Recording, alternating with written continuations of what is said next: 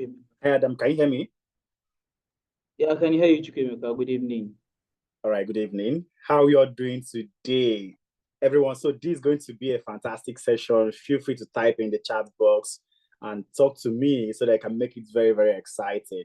All right, how are we all doing today, 22nd of August, 2024?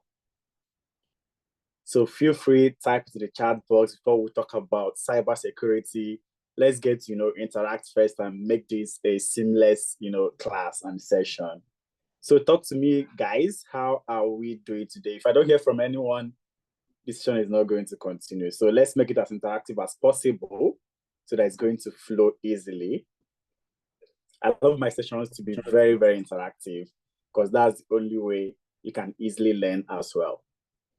Okay, so I can see close to 30 people on the call. This is a closed house where we get to talk about everything that we need to know for tonight. Okay, I can see Vanessa's response. Good, thanks. Harvard doing good. Duffy, hello. iPhone doing great. Fantastic. Thank you so much for responding to me. Okay, so tonight, where I am, it's already night.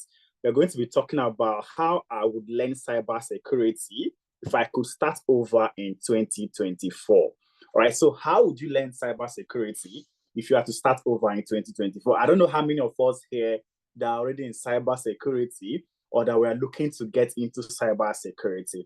Okay, so but before we dive right into that, I would love to know the exact, bridge that you fall on.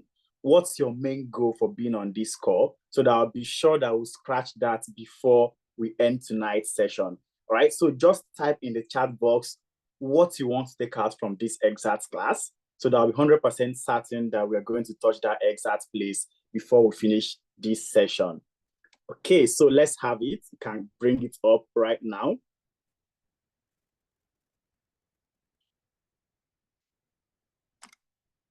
I'm still waiting. Let's have it. What's your main reason for being on this call tonight? Okay, I can see response from Vanessa. Vanessa, I love the fact that you're always the first person to respond. It shows that you're interested in learning and you honestly want to grasp everything that we're offering tonight. All right, Vanessa said, I have no experience, so I'd like to learn and understand. Fantastic. Definitely, we are going to touch on how you can learn cybersecurity and get into the tech ecosystem. So I said, how I can pivot into cybersecurity with no prior knowledge or experience. Fantastic. Definitely, that is part of what we are touching tonight. Hadessa said just the basic. Duffy said, unsure with data analysis, cybersecurity, and what's best for me, complete career change. Amazing. We are going to make you understand everything that pertains to cybersecurity for tonight. So tonight is all about the cyber guys. Okay, so we're going to make you understand everything pertaining to cybersecurity. And then from there, you can easily decide whether it's what also fits you best. Right, Kwame said, I'd like to get into cybersecurity and I'm hoping to learn more about it and where to start. Fantastic, definitely we'll touch that. Emmanuel, I'm looking to get into cybersecurity, an absolute newbie. I want to know the right path to get into it. Definitely we'll walk you through the right path into cybersecurity. Olusharo said, I have some IT experience, also have some certification in cybersecurity, but I'm finding it difficult getting an entry-level job as a cybersecurity analyst. Fantastic. We'll also walk you through the necessary skills, the portfolio you need to build for you to be able to land this exact role. Olushayo.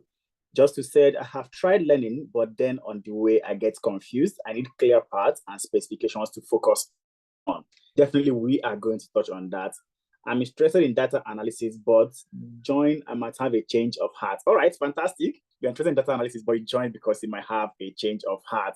I love the reason why we are all here tonight. So definitely, we are all here for one reason, cybersecurity. How would you learn? How would you transition? And how would you get a job inside cybersecurity? And that is definitely what's part of things that we are going to be scratching tonight. And who exactly is organizing this amazing event? So we are 10 Analytics, the leading educational technology company that focused on helping the people of the Black ecosystem to get into the tech industry by lowering the entry barrier into all these career paths. Okay, so with over 4 years that we've been in this exact industry, we've helped more than 2,000 people transition from our classroom into landing their first jobs in UK, US, Canada, Europe, Africa, Asia, and this cuts across all the continents that you can think of. And we are mainly focused in different sectors of the tech ecosystem, starting with data analytics, business analytics, data engineering, data science, financial analytics, HR analytics, agile project management, AI engineering, and of course, cybersecurity, which is the main reason why we are here tonight. And our amazing instructors come from so many companies, amazing, fantastic companies like Microsoft, Apple, McKinsey, and so many companies. And also, our students get to work in all these fantastic companies that you can think of. And how do we make this thing possible for our students to easily get into this exact tech career path? Is by teaching them using project-based learning. Okay, so we walk our students through project-based learning so that they will have the necessary experience to back up the tech career paths they are trying to transition into. The era of, oh, I'm a newbie in this exact industry has passed. For you to land roles in the tech ecosystem, you need to have what we call, you need to have experience to get the experience per se. All right, but how do you get that initial first experience? Is by working on projects, is by working on real life projects, doing internship to build up your portfolio. And this is basically how we help people to transition from our classroom into all these tech career paths. And who am I, basically? My name is Chukwemeka Ekpa, and at the moment, I am the CEO of Tanalytics. So I am a technology consultant with nearly a decade of experience in governance, risk, and compliance, and of course, strategic consulting.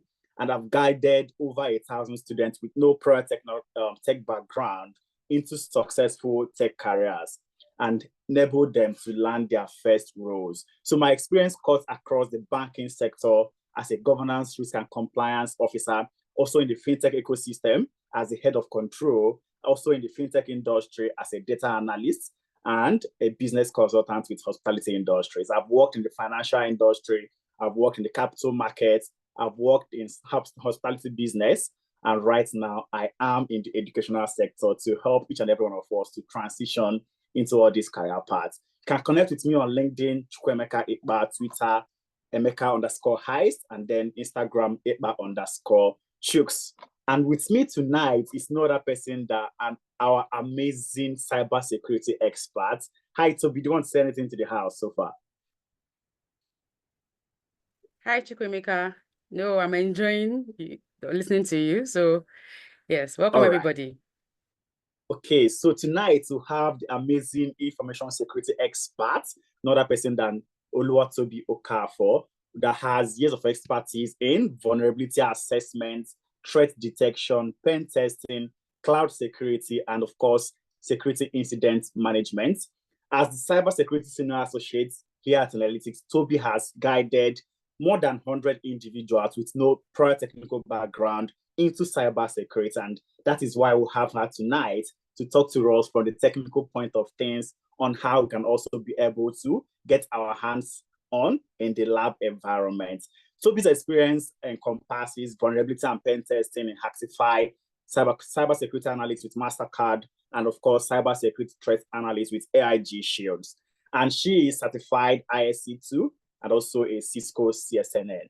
Okay, she has proven experience in web application security and incident response. So you see, we have someone that cuts across so many sectors of cybersecurity tonight, and myself that is just barely scratching governance, risk, and compliance to back her up in discussion of things. So please stay on the call because we are going to hear everything that is necessary to help you transition, and also we're going to have a practical experience on how you are going to be learning all this in class, especially for vulnerability assessment from Toby tonight. And what are the things that we are going to be covering? First off, we are going to walk you through understanding cybersecurity and the perfect way to learn. All right, so we'll walk you through everything that relates to cybersecurity, and of course, the perfect way that you can learn this exact cybersecurity, which is a practical masterclass. So we're going to get our hands very dirty tonight working on a case study on cybersecurity. And then we're also going to walk you through the pathway to becoming a cybersecurity professional, which is definitely going to help you land a job.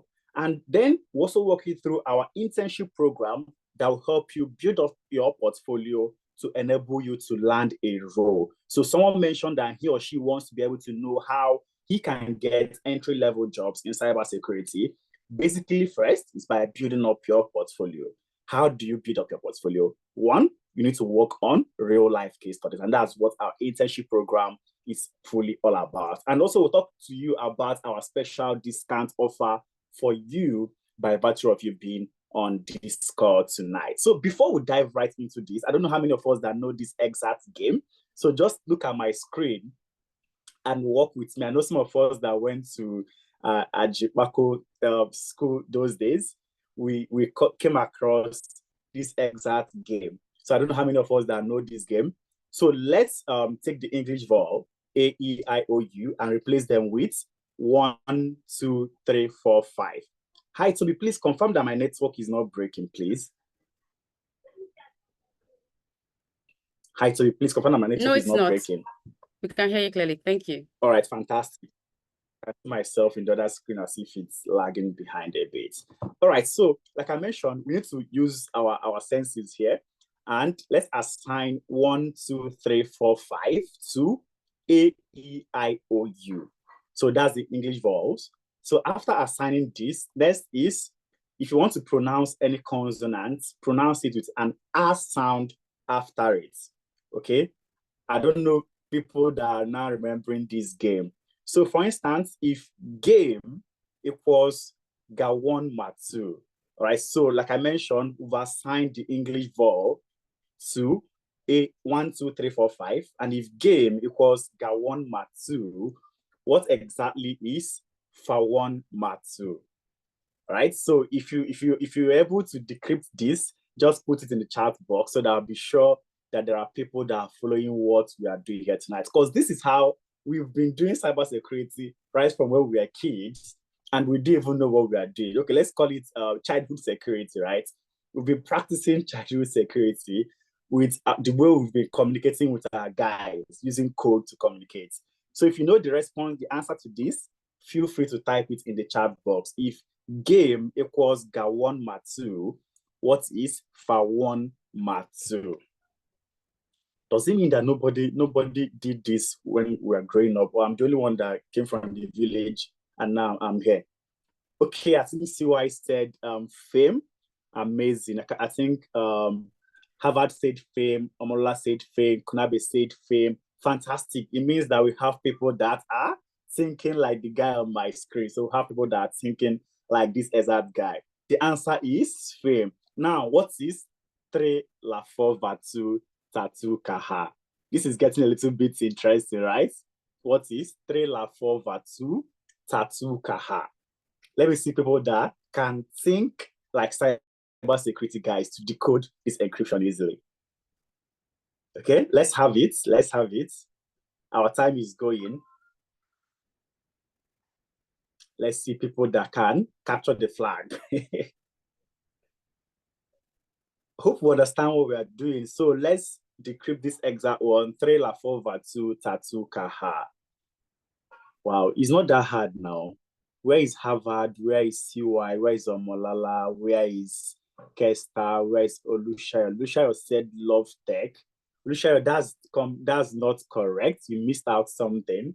Omolala said, I love tech. Confirm. Harvard said, I love tech. Fantastic. It means that you guys are cybersecurity analysts already, because this is simply it. So when we talk about cybersecurity, these are some of the things that you are going to be experiencing. It may not, it's just like assigning codes to a value and using it as the value for that exact thing. When we're growing up, some of us used to, communicate this way with our guys. And that's the only people that know, okay, we've assigned 1, 2, 3, 4, 5 to A, E, I, O, U. So in your own way, you can decide that you want to assign 15, 16, 17, 18, 19, 20 to so many things. And that's how you want to communicate, which means only the person that knows your private key, which is simply knows your private as the assigned numbers can be able to decrypt what you are saying. That's simply some of the things that happens in cybersecurity. So we have other ones here, which we are going to leave out. So make sure that you fill the attendance form and get the slide and also the recording of this session, because that's what's we are going to use to send this exact slide to you. So please ensure you fill the attendance form so that we'll send this slide and the recording to you, and you can go ahead to decrypt the other games that we have here, okay? Please ensure that you fill it so that you can decrypt this template. Now that we've been able to scratch this initial game, what exactly is cybersecurity? All right, what is cybersecurity? So simply put, cybersecurity is just the practice of protecting our digital assets from attacks. So that is simply what cybersecurity is. Single thing you are doing is to protect your digital assets from attack, from external influence. You want to protect the integrity of all those assets. And under cybersecurity, there is a main goal. There's a main goal which we call the CIA triad, on which every single thing you are going to be doing in cybersecurity is hinged on. So we have the CIA triad that every single thing that you'll be doing under cybersecurity is hinged on. And that is, first of all, confidentiality. All right? Confidentiality, integrity, and then availability of data. Confidentiality, integrity, and availability of data.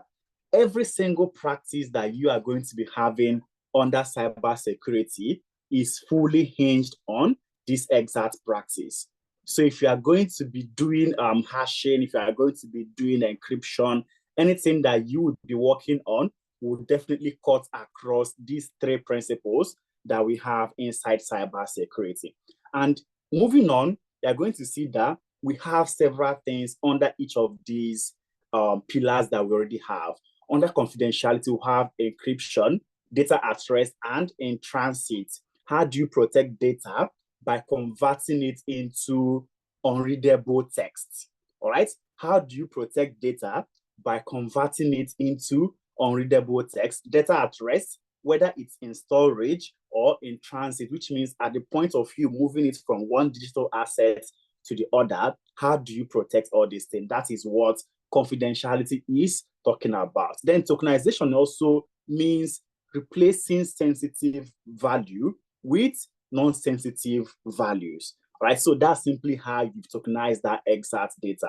And it's still also under confidentiality. So you see, every single thing that you walk through in cybersecurity must cut across the CIA triad, okay? It must cut across the CIA triad. Moving to integrity, how do we protect integrity? We use message digest, that is hashing.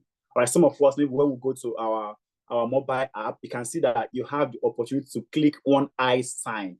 Once you click that I sign, it hashes off your amount, maybe your balance in your account. That means once someone is going through your phone, the person will not be able to see, okay, this is Chukwemeka is poor, he has only $8,000 in his account, and so on and so forth. And we also have what we call digital signature. How do we protect our assets? By making the integrity to have a digital signature. It means that I can send a data to Toby, and that data I've sent to Toby, I've encrypted it with my own private key, which means for Toby to be able to have access to it, she has to have access to my own public key to access the data I sent to her.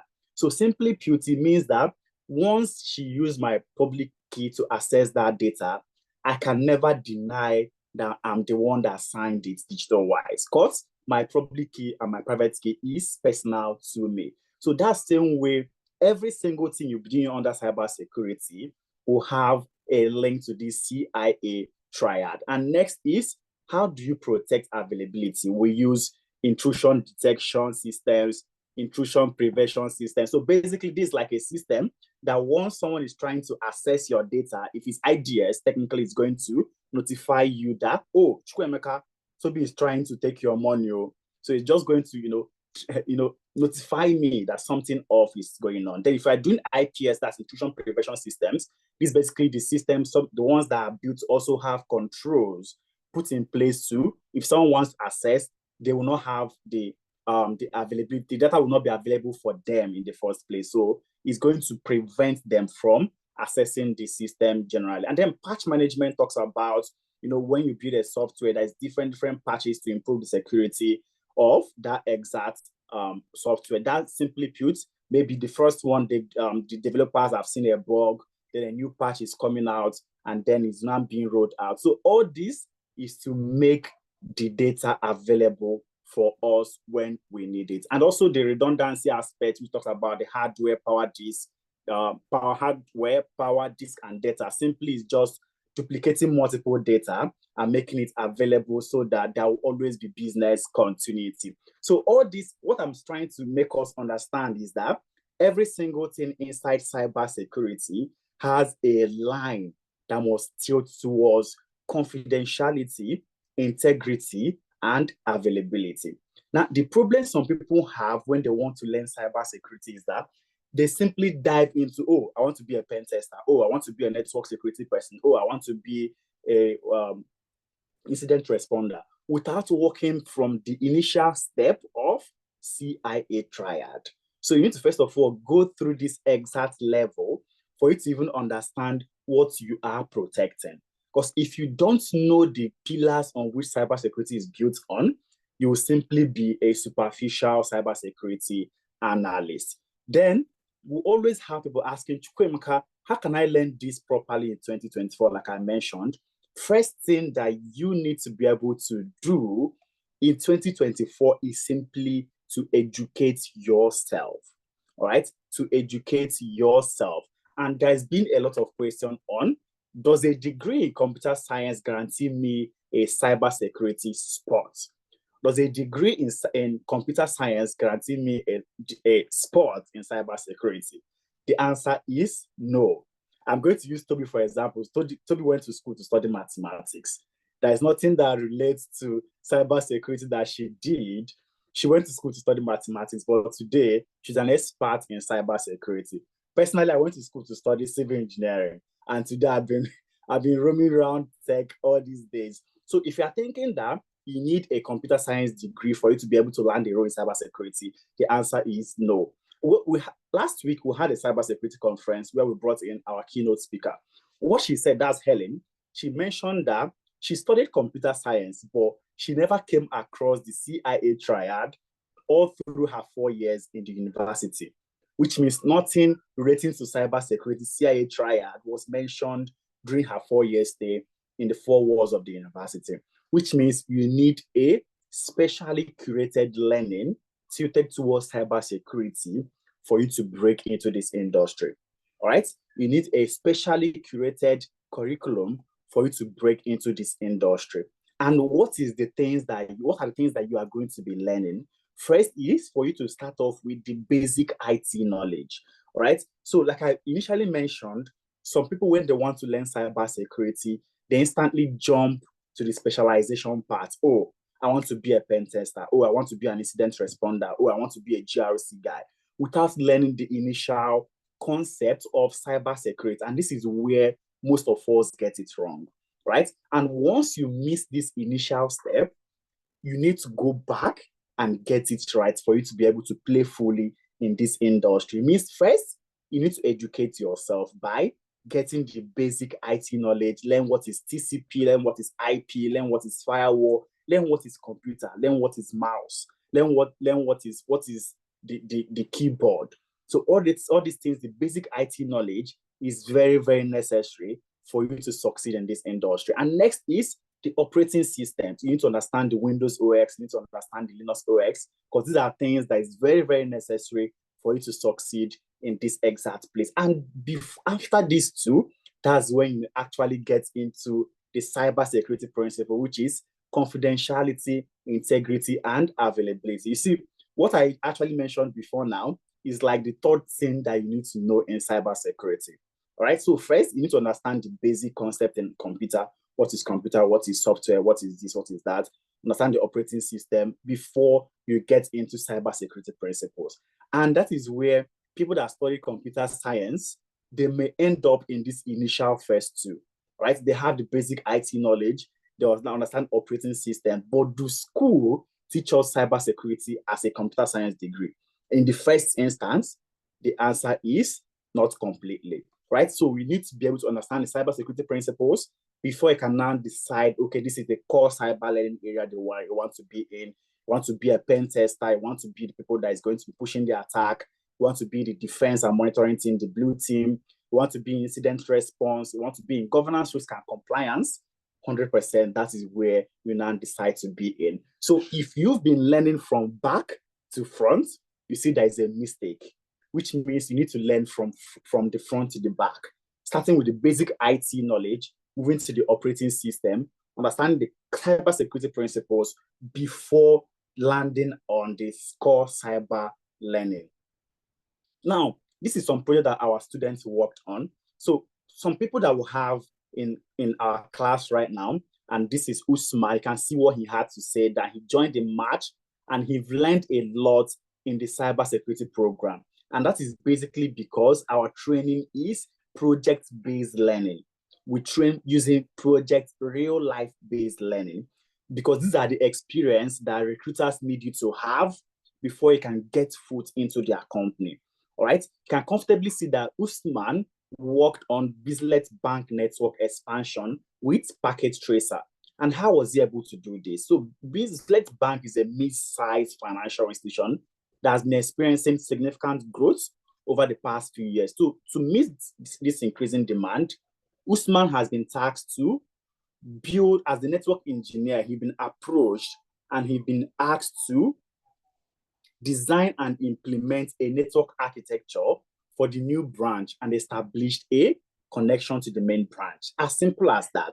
You know, these days, people can go as far as, okay, I want to get a CISSP, I want to get CISA, I want to get CISM, but they do not even know the practical aspect of cybersecurity. And that is where the problem comes in. Now, for you to learn the proper way, first thing is get the skill and experience, get an entry-level role, and then pursue certifications. But these days, people are learning in reverse order, will pursue certification without having the skill and experience. And recruiters will always have what we call a skill-based learning, a skill-based interview rather. So even if you pass the initial ATS applicant tracking system, you will still have the skill-based assessment where you're going to be assessed on, do you actually know how to use and work as a cybersecurity person? So for Usman, the needs of this exact bank is to design a robust and secure network infrastructure for the new branch, establish a reliable and encrypted connection between the new branch and the main branch, and ensure seamless integration of the new branch network with existing system. And after he worked on it with his Cisco Packet Tracer, he was able to build a secure and efficient network infrastructure for the new branch. He was also able to produce a seamless and protected communication between the main and the new branch, and also improve the network management and monitoring capabilities, and then enhance the overall security posture of Bizlet Bank. Then the number two way that you can easily learn the proper way is gain practical experience. Okay, so I briefly touched it with what Usman worked on, and that is, first of all, you need to have the skill. You need to work on environments. You need to gain the proficiency in all these operating systems and engage in hands-on projects and labs. And of course, you need to also participate in cybersecurity competition, which is capture the flag and so on and so forth, to show yourself that you are learning publicly. When you learn publicly, when you learn, you are posting, you design an environment, you are posting, people will know that, oh, Chukwemeka is learning a new skill. That means he's trying to transition. So it's very, very important for you to know that the first thing for you to do is, first, education, get a learning partner and partner with them to learn accurately. Two is get real life project-based learning, which we are going to see a practical aspect of it tonight. Because what we do in our classrooms is to teach people using real life experience. And we're going to have a hands-on experience on this, on how you are going to learn. So you see my hand is that the way Sabine is, posing. You are directly going to see how you are going to learn in our classroom. So I will call up my colleague, Luatobi, to walk us through this exact case study. That's in the next 30 minutes, we are going to see that cybersecurity is not really all about you need to code, you need to do this, you need to do that. You can possibly do every single thing you want using the already provided tools that is available for you. So we're going to walk through this case study. Just listen attentively and make sure that you fill the attendance form so that you have access to this slide and the recording, so that after it, you can now practice on your own to also answer, oh, I'm a cybersecurity analyst. Hi, Toby, are you there? You have the floor, Toby. Hi, Chukwemeka. Hi, everyone. And if you have enjoyed Chukwemeka's teaching us so far, can you please send a hi or a thank you in our chat so we can know that you are still following with us? I'm waiting for responses. Yes, thank you so much. Thank you. Thank you. I'm seeing the responses and I'm actually very elated that we're all here and that we're all listening actively. So I am going to quickly dive into the practical aspect of how we trade Internalytics. Basically, what we do is we give you real life case scenarios or case studies, and then we walk you through how to use the tools that you have learned whilst in class to actively find solutions to the current case study you have been given. First off, we have this case study, which tells us that we need to do a vulnerability assessment using a tool called Nmap, which is in Kali. Now, Kali is a kernel of the Linux distribution. It's like an OS, like the way you have your Windows OS. We have Kali distribution. We have Mac OS. We have the different types of OS. We have Kali Purple, which is for ethical hackers. We have, I think there's so many. There's Ubuntu and what have you that you can actually use that actually help you as a cybersecurity professional. And then within Kali, we have some pre-installed tools. One of them, which is Nmap, which is a network exploratory tool and a network analyzing tool, which actually helps us get information about a target system or a target device or a target network environment. So we're going to be using Kali for this case study to learn how to find a solution to the problem of KitCon Incorporated, which is our focus company for this study. So from the first thing we've been given, which is a summary, we found out that KitCon is providing online financial services, and it has been experiencing suspicious network activities, right? It also includes slower performances and occasional connectivity issues. How many of us have been at work where we are doing something and we're finding out I'm not able to open maybe a particular web page within our company's environment? Can anybody signify? How many of us have had that issue in recent times or in the past, where you're working on something for your company and you cannot seem to access a particular website, not because you don't have access, you're not getting access, but because there's a slower performance of your network? How many? Yes, thank you, Kwame. Thank you so much. Then I know that some of us will see that we'll not be able to connect effectively, especially when you're using your company's Wi-Fi or even your personal Wi-Fi or something. These are indicators of compromise. We call them indicators of compromise. These are signs that there might be something wrong within your networked environment, or there is something wrong within your system, and it could be an attack, right?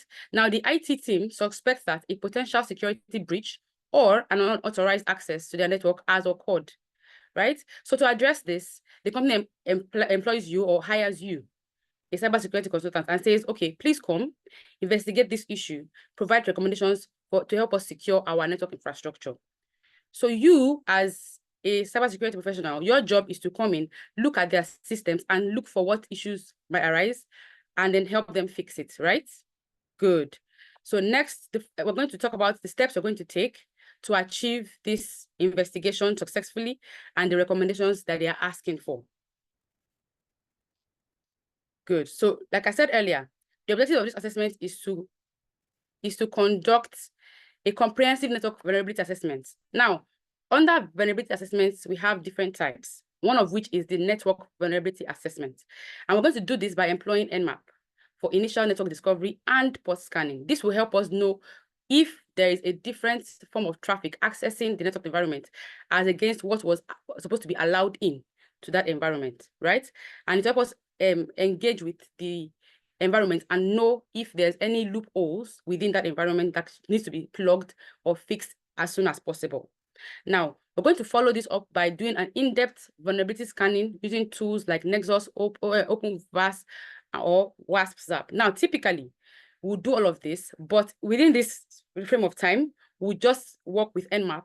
And then when you come into class, we'll teach you how to use Nexus, OpenVAS, and WASP-ZAP to achieve everything we have written down in our objectives, including the remediation strategies and the recommendation guidelines. Moving on, the first step to achieving this goal, that is our vulnerability assessment, is to install Nmap. Now, understand that I said earlier that we have different tools presets in Nmap, in the Kali environment, right? But for this particular assessment process, we need to understand that we need to know that at times when you need to install some tools, especially when you're using a different environment from the Kali that is prescribed for this session. Now, if you're using a Windows OS, please don't think that you cannot actually run analytics, or you cannot run scanning, or you cannot run analyzing protocols within your environment just because you are using a Windows OS or a Mac OS. You can actually install Nmap within your Windows and within your Mac. So you can use those to get your job done without having to get your Kali. But your Kali will also help you because you don't have to install the Nmap in it. So now the first step is, like we said earlier, install Nmap. And then the next step, Chukemeka, can you please help move to the next slides, please? Thank you. So we have talked about installing our Nmap. And the thing is to understand that when you're installing Nmap within an environment that is not your Kali, or you're using within an environment that's not your Kali, you need to ensure that you have admin privileges. Even within Kali, there's some tools that you need to install that will require you to have admin privileges. And then the next thing we need to do is plan our scan. You cannot scan what you don't have an idea of. You cannot, it's not advisable for you to run any type of scan or any type of assessment without a prior knowledge, because the idea is you have been given permission. You are coming with permission, so you have an idea of what you're working with or what you're working within, right? And then the next thing you need to do is, after you have identified your target network or system, you determine how wide or how small your scan is going to be. That is, you determine whether you're going to scan a single host, a subnet, or an entire network, or as referred to it, a networked environment. And then you choose the types of scans that you want to run. So we have different types of scans. We have the TCP SYN scan, we have the UDP scan, and we have the OS detector scan. These are just a few of the scans that we can run within the Nmap environment. Now, the TCP scan is basically like a scan that targets a specific device or a specific system. So it's like, let me use regular phrasing since we are mostly newbies in this environment. So imagine that you're on a street, right? You have a number of houses on the street. So let's say you live in house number 1 and I live in house number 10. A TCP scan is basically you sending a hello or a hi, that is a connection request from your house, which is number 1, to my house, which is number 10, and saying, hi, Toby, are you there? Then I'll respond and say, yes, I'm there. This will tell me, okay, this will tell you that I am opening and my service is listening. This is what's referred to as ports being up or down. So if I don't respond, it tells you that, oh, I'm not listening, or my service is not listening. Now, a UDP scan is similar, but a little different in the sense that a UDP is basically still you in house number 1, but this time around, you're sending a broadcast message. Use your WhatsApp as a reference.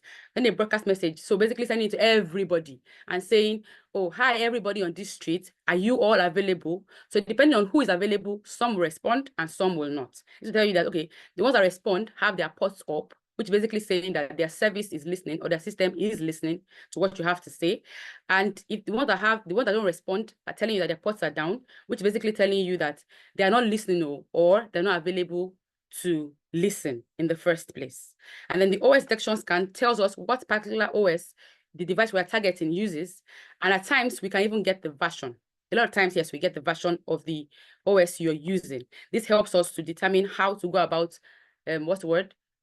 scanning for vulnerabilities within your system or within the target network The next, after the planning of our scan, we then run a basic scan. Now, it's advisable to run a basic scan to see that, like I said earlier, that the target system is available and up. Like I said earlier, up means service is listening. Up means you are listening, right? So to run a basic scan, we would open a terminal within our Kali, or we open a command line interface within our Windows OS, and then we go to the directory where our Nmap is installed. Usually for Kali, is installed in the home directory. And for Windows, you determine where you install your Nmap. And then we run the command nmap with the target IP or the host name. So it could be nmap google.com, nmap tenalytics.org, nmap whatever. For instance, for this particular company, kitcon.incorporated and all. And then we perform the basic TCP SYN scan because we have called a particular IP address and or we have called a particular host name, right? And then we can also run a more advanced scan, which is basically telling Nmap what we're looking for. So we're saying Nmap, then -SV, the target IP, which is basically saying we're trying to determine what versions of services are running on that particular target network or that particular target system, and the open ports that are available on the target system. And then we include the prompt -PN, which allows us to see that particular host as up, regardless of whether or not it is. That is, whether or not you are willing to allow me to access your target system, we would then have it known that, okay, this is what we're trying to do, right? We're trying to scan you to see what you have running within your system and how it can help us and all. Now, the next thing we're going to do is identify vulnerabilities, right? So I said earlier that the company told us that they seem to think that there's vulnerabilities within their systems, right? So the idea is you're going to scan that particular environment to check what types of vulnerabilities they might have available. In this case, we have different vulnerabilities such as maybe the request method. It could be HTTP, it could be HTTPS. You could scan for such things as your SQLs injections to check whether there's a way to have this happen on the target system. Now, understand that all these things I'm calling are not, they're not difficult things, right? They're just things that you would learn in the course of learning the basics and learning the intermediate parts of our training sessions. So you're going to learn how, the why, and what vulnerabilities are about. Remember, like we said earlier, like Chukwemeka said earlier, vulnerabilities are like weaknesses that you find within a system. So it might not necessarily be a critical vulnerability, but because it is there, it could be harmful to your network environment, right? And then we're running all of this using Nmap's built-in scripts, right, for open ports and services. And then when we have run all of this, we analyze the results.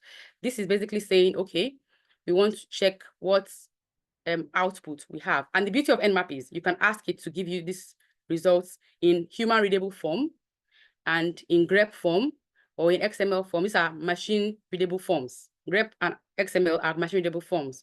Or you can ask it to give you the results in all forms. And you can even ask it to save it in a specific file, right? In a directory that you will find easily. This makes it easy for you to go back to it and read through the reports. If you have been able to follow me so far, can you please signify in the chat section with a hi or with a thumbs up? Thank you. And if you have any questions, please signify.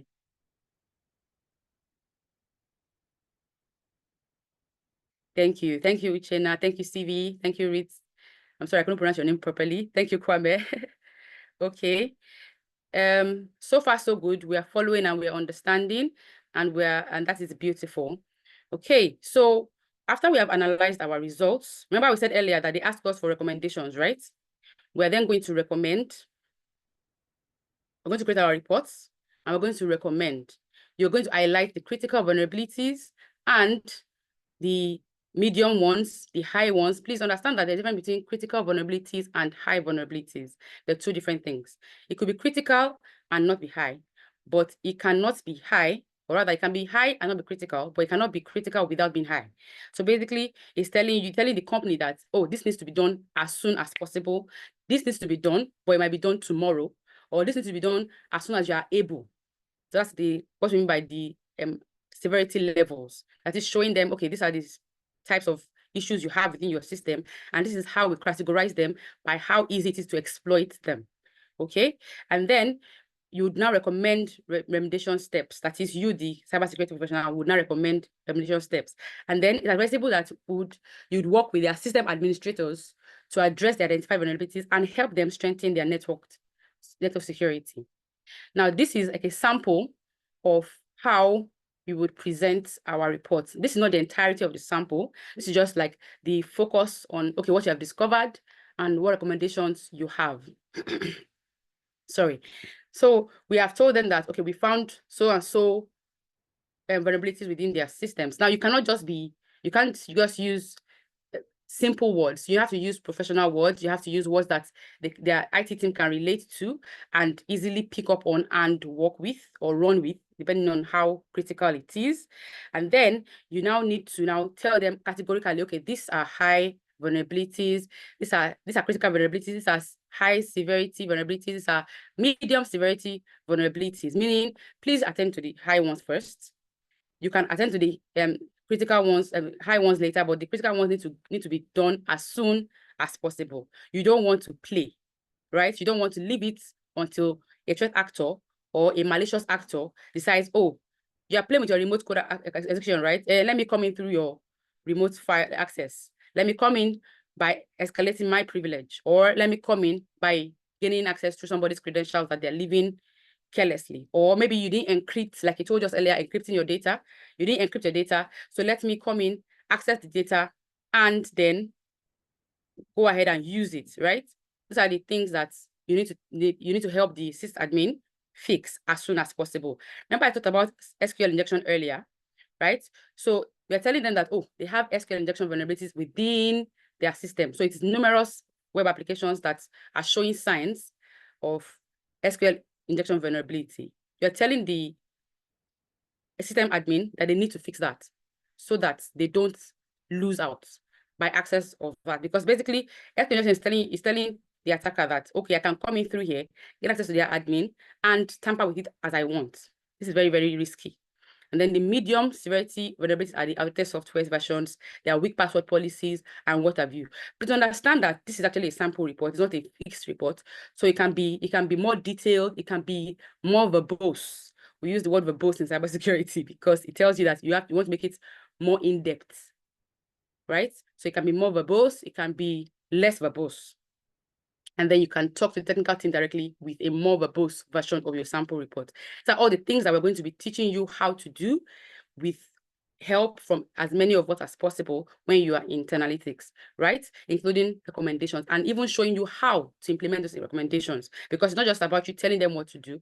Like I said earlier, you need to help the sysadmin implement the measures you have put in place, right? So the idea is to make sure that what you are implementing is something you know how to implement. Now, we are going to be going into Kali, my Kali, to show us how to run a simple vulnerability assessment using Nmap. I'm going to switch from this. Okay, let me quickly take us to my Kali so that we can see what we have been talking about so far.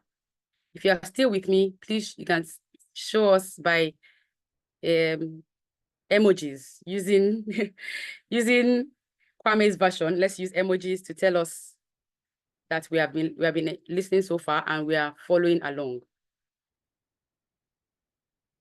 Thank you so much. Beautiful. Thank you so much. Okay, so now we're in our Kali. Remember I told you earlier that to run any Nmap scan, you need to use terminals within your Kali environment or command line interface within your Windows OS. So, but since we're within my Kali environment, we are going to be using our Kali terminal. So first off, I recommend to everybody when you are using a new tool is to go to the manual, okay? And in Kali, manual to call a manual, you just use the command man and press the tool you want to use. If you notice that my Kali is showing progress SQL, that is one of the tools that we also use, not necessarily front facing, but yes. And then you run up this. If you can all see my Kali terminal, please signify with an emoji or yes, thank you. Thank you. So please, thank you. Beautiful. Uchenna, thank you so much. David, thank you so much. Yes. So within the Kali help section, this is like the reference guide. It tells you how to write your prompts. It tells you how to implement your prompts. So it even tells you what Kali is, right? It tells you that, okay, Kali is an open source tool. An open source tool is a tool that is continuously developed, right? So it's not static. So that means that every time you go back to it, there's something new, something better, something more available, right? And then when you go down, it tells you the different types of options you have available. So within Kali, you can do a target specification. That is, you can scan for a particular target. You can input the file name, you can scan a file, you can scan a number of hosts, you can exclude a number of hosts from your scan, you can exclude a particular file while you are scanning that particular host. So it makes it easy for you to know what you are doing and get it done as soon as possible, right? And then you can scan for host discovery. So now, remember I told you earlier that even if your host is offline, Nmap can help us treat your host as online. If you check this particular prompt, that is -pn, like I told you about earlier, it treats all hosts as online. Basically, whether or not you're allowing me to see you, I will see you. That's what this particular prompt does. And then when you want to scan for, like I said earlier, the TCP SYN scan, you have these different versions. Now, the SS is like the regular one, but there are so many different versions that are aggressive as they progress further. It's not advisable to use aggressive scans, especially when you don't have permission, right? It's not advisable to use aggressive scans, but you can use it if you have permission, because we don't recommend you to be an unethical hacker or an unethical scanner.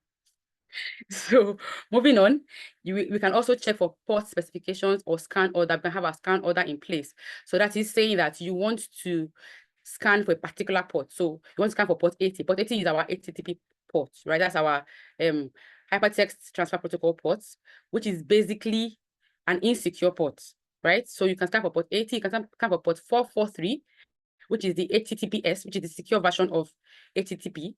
And you can scan for so many other ports, depending on what you're trying to look for and how many ports you have available within the target system. So if you notice here, you see that you can even add more than one port at once within one scan, right? And then you can scan in fast mode, you can scan sequentially so you don't randomize. Then you can scan top port, you can scan with the port ratio and all of that. Then you can scan for service or version detection. Remember I told you earlier, you can basically scan a Mac OS and ask, okay, what version of Mac is this person using? And to give you the response, okay? Then you can, like I said earlier, you can scan for vulnerabilities. This is what we call a script scan, where you put in the scripts you're trying to scan. So you can scan for the HTTP, that's the port 80. You can scan for SQL injections. You can scan for different types of typical injections that you expect to find within a target system or target device or target network, right? And then we can scan for our OS detection, like I mentioned earlier. You can time your scanning. You can time your performance, right? You can even imply the number of times that you want it to retry the scan without you doing manual retries. And then you can scan in a way that you evade firewalls, right? Remember I told you earlier, doing this requires you to have permission. Please, please. There is absolutely no tool you will use that will not tell you to please ask for permission. Remember I told you earlier that you can also scan and make sure that it comes to you in readable format, in human readable format.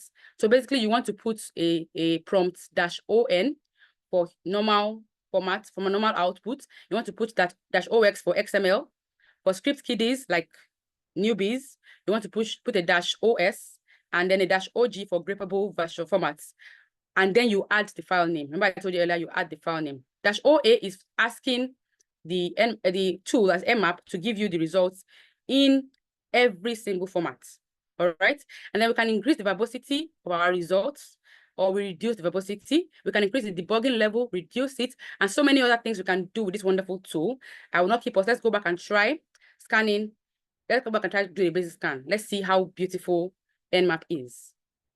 So we're going to use nmap. Then the IP address, let's use 102.64.151.168. Now, whilst we scan this, if you are in a hurry, you might use your enter button to speed it up, but we're not in a hurry because it is responding quickly. Now, remember I told you earlier that the host can sim down. Now that we're saying that the host is simming down, we're going to add the dash capital P small n to view the host as being up. All right. Now the host is being viewed as being up. As you can see, it's an ongoing connect scan, and it's telling us it's almost on. Beautiful. Now, if you look at this, you see that it has given us a result that we can actually read. We don't have to stress. It's telling us that, okay, we have a port 587, that's a TCP port open. I see the state, it's open, and the service is submission. Now, to work with the results that we have, we can literally pick this service, go into what we refer to as our CVE database or our MITRE framework, and check for what types of vulnerabilities attack or can be exploited within this particular service. That's how we use nmap. Now let us try and do a slightly more advanced scan. All right. So we're going to be adding the SV prompt, which will help us check for what services or what versions this particular target system has available. As you can see, it's taking a while longer because we are asking for more information. Now, if I wanted to make it a little more verbose, I'm going to add the -v command, right? Now, whilst we wait, beautiful. It's telling us how many percentage it has gotten so far. I've noticed that it is not static to the number it has given us initially. Initially, it told us, oh, it had 4 minutes left. Now it's telling us it has 2 minutes left. That's a big jump, right? That's a very big jump. Okay, so it's basically telling us that, okay, it's not static, it is actively scanning, so we should not worry so much about the scan coming up. Please understand that you need to allow your tool do its work. So, and the beauty of your tool doing its work is it gives you information you need to achieve the results you want. All right, so we're going to keep checking. Okay, it has gone further, and it is moving as fast as it can or as fast as possible. Now, whilst this is going on, you could literally go and open a new instance, okay, and come back here and check other types of scans we might want to do for this target service, right? So I'm going to take us to the options available, and I ask us to pick a scan. Please pick a simple scan so that we can actually get it done as soon as possible. So I'm going to check in the charts and see what prompts some of us want to see. So what kind of scan some of us want to see within the scan that we're working on. Please pick anyone within the target specification or within the host discovery. Please pick a scan you'd like to see us run. Time permitting, we will run it. Chukemeka, I apologize if I'm taking too much of your time, but I will soon be done. And if you are still with us, please signify with an emoji to help us know that you are with us and you are enjoying this session. Thank you.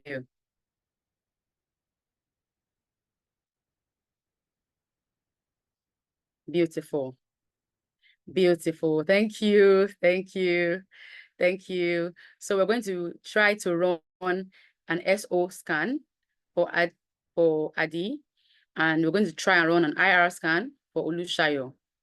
Thank you. Thank you. Okay, let's go back to the other terminal to see how far our scan has gone. Beautiful. We're almost done. We're at 81%. Beautiful. It's moving as fast as possible.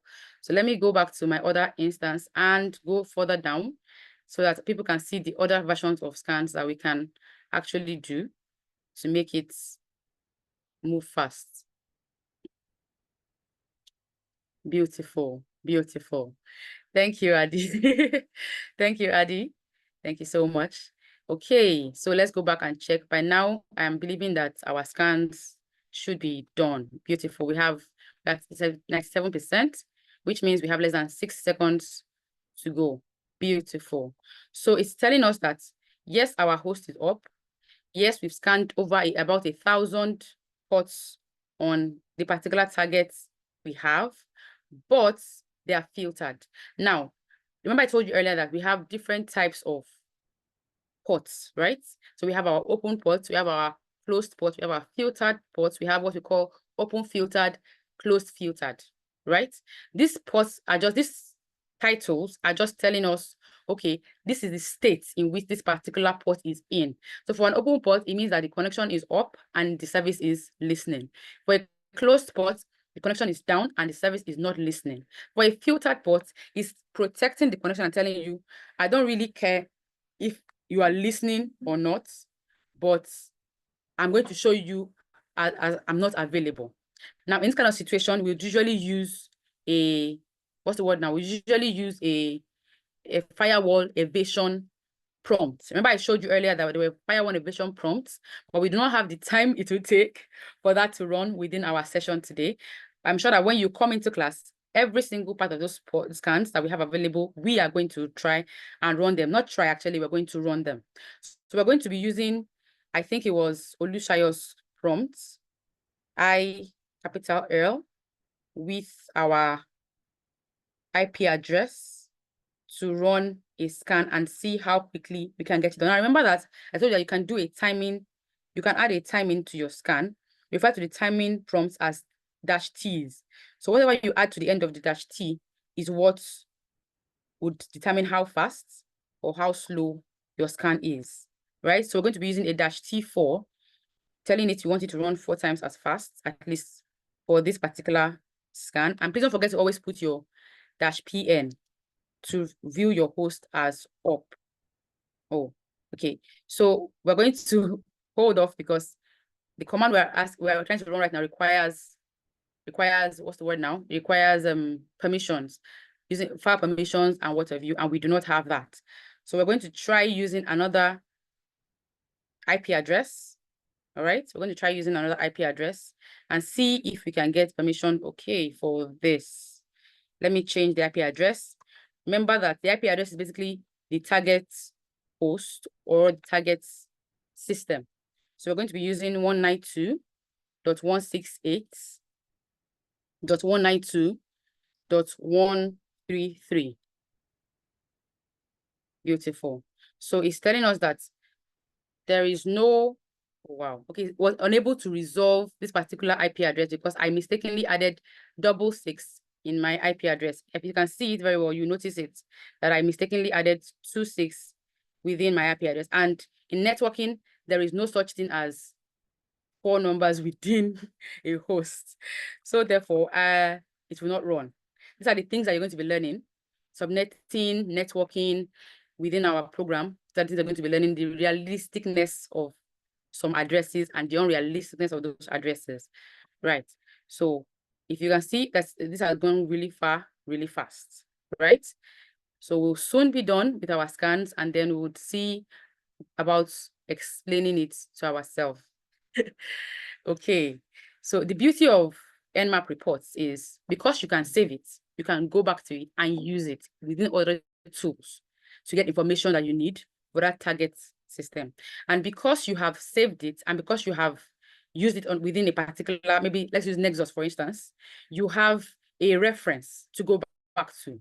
And within Nexus, you can actually schedule scans. Unlike Nmap, you can schedule scans within Nexus. So basically, you can go back and call that particular scan, that file that you have added to your Nexus, and ask it to use that as a reference point and say, okay, I have scanned this like 5 days ago. It gave me this result. Please scan that particular target again and see if it is still having these same problems within its system, telling you that, okay, I have done my job. There's no more problems anymore. It's like a picture, right? A picture you can go back to and say, okay, in May of 2024, I looked like this. In August of 2024, how do I look? That's basically what the report is supposed to help you do, whilst giving you information that you want to use to help remediate that particular system. And then the beauty of all of this is when you are done with remediation, right, you can immediately scan again. And when you are done scanning again and you're sure that everything you have put in place is working, you can then have your company put up defense systems. That is, like, remember, if you go to our scans, you see it within our scans, our Nmap prompts, where it tells you that, okay, you have firewall, evasion techniques. That means that you have told, yeah, they have put up firewalls, they have put up IDS. IDSs are intrusion detection systems. We also have his partner or his brother or his sister, which is referred to as the IPS, which is the intrusion prevention system. So when your company has put up all of these systems, you can now come back again and test and be absolutely sure that you do not have any such problems that as an access for the threat actor or the malicious actor to get into. I hope with this little I've been able to show us, we have learned a lot about the number of tools and how enjoyable they are to use within cybersecurity. And this is just one of the little tools that we're going to be learning. We have so many. Let me take you to my Kali so that you can see how many I'm referencing. As you can see, there is so many you can use, there's so many you can learn within our Kali that's going to help us do better and be a better professional once we learn it within our program, that's the analytics program for cybersecurity. Thank you so much. Chukwemeka, are you back on the call? Can I hand over to you so I don't keep us waiting for Nmap?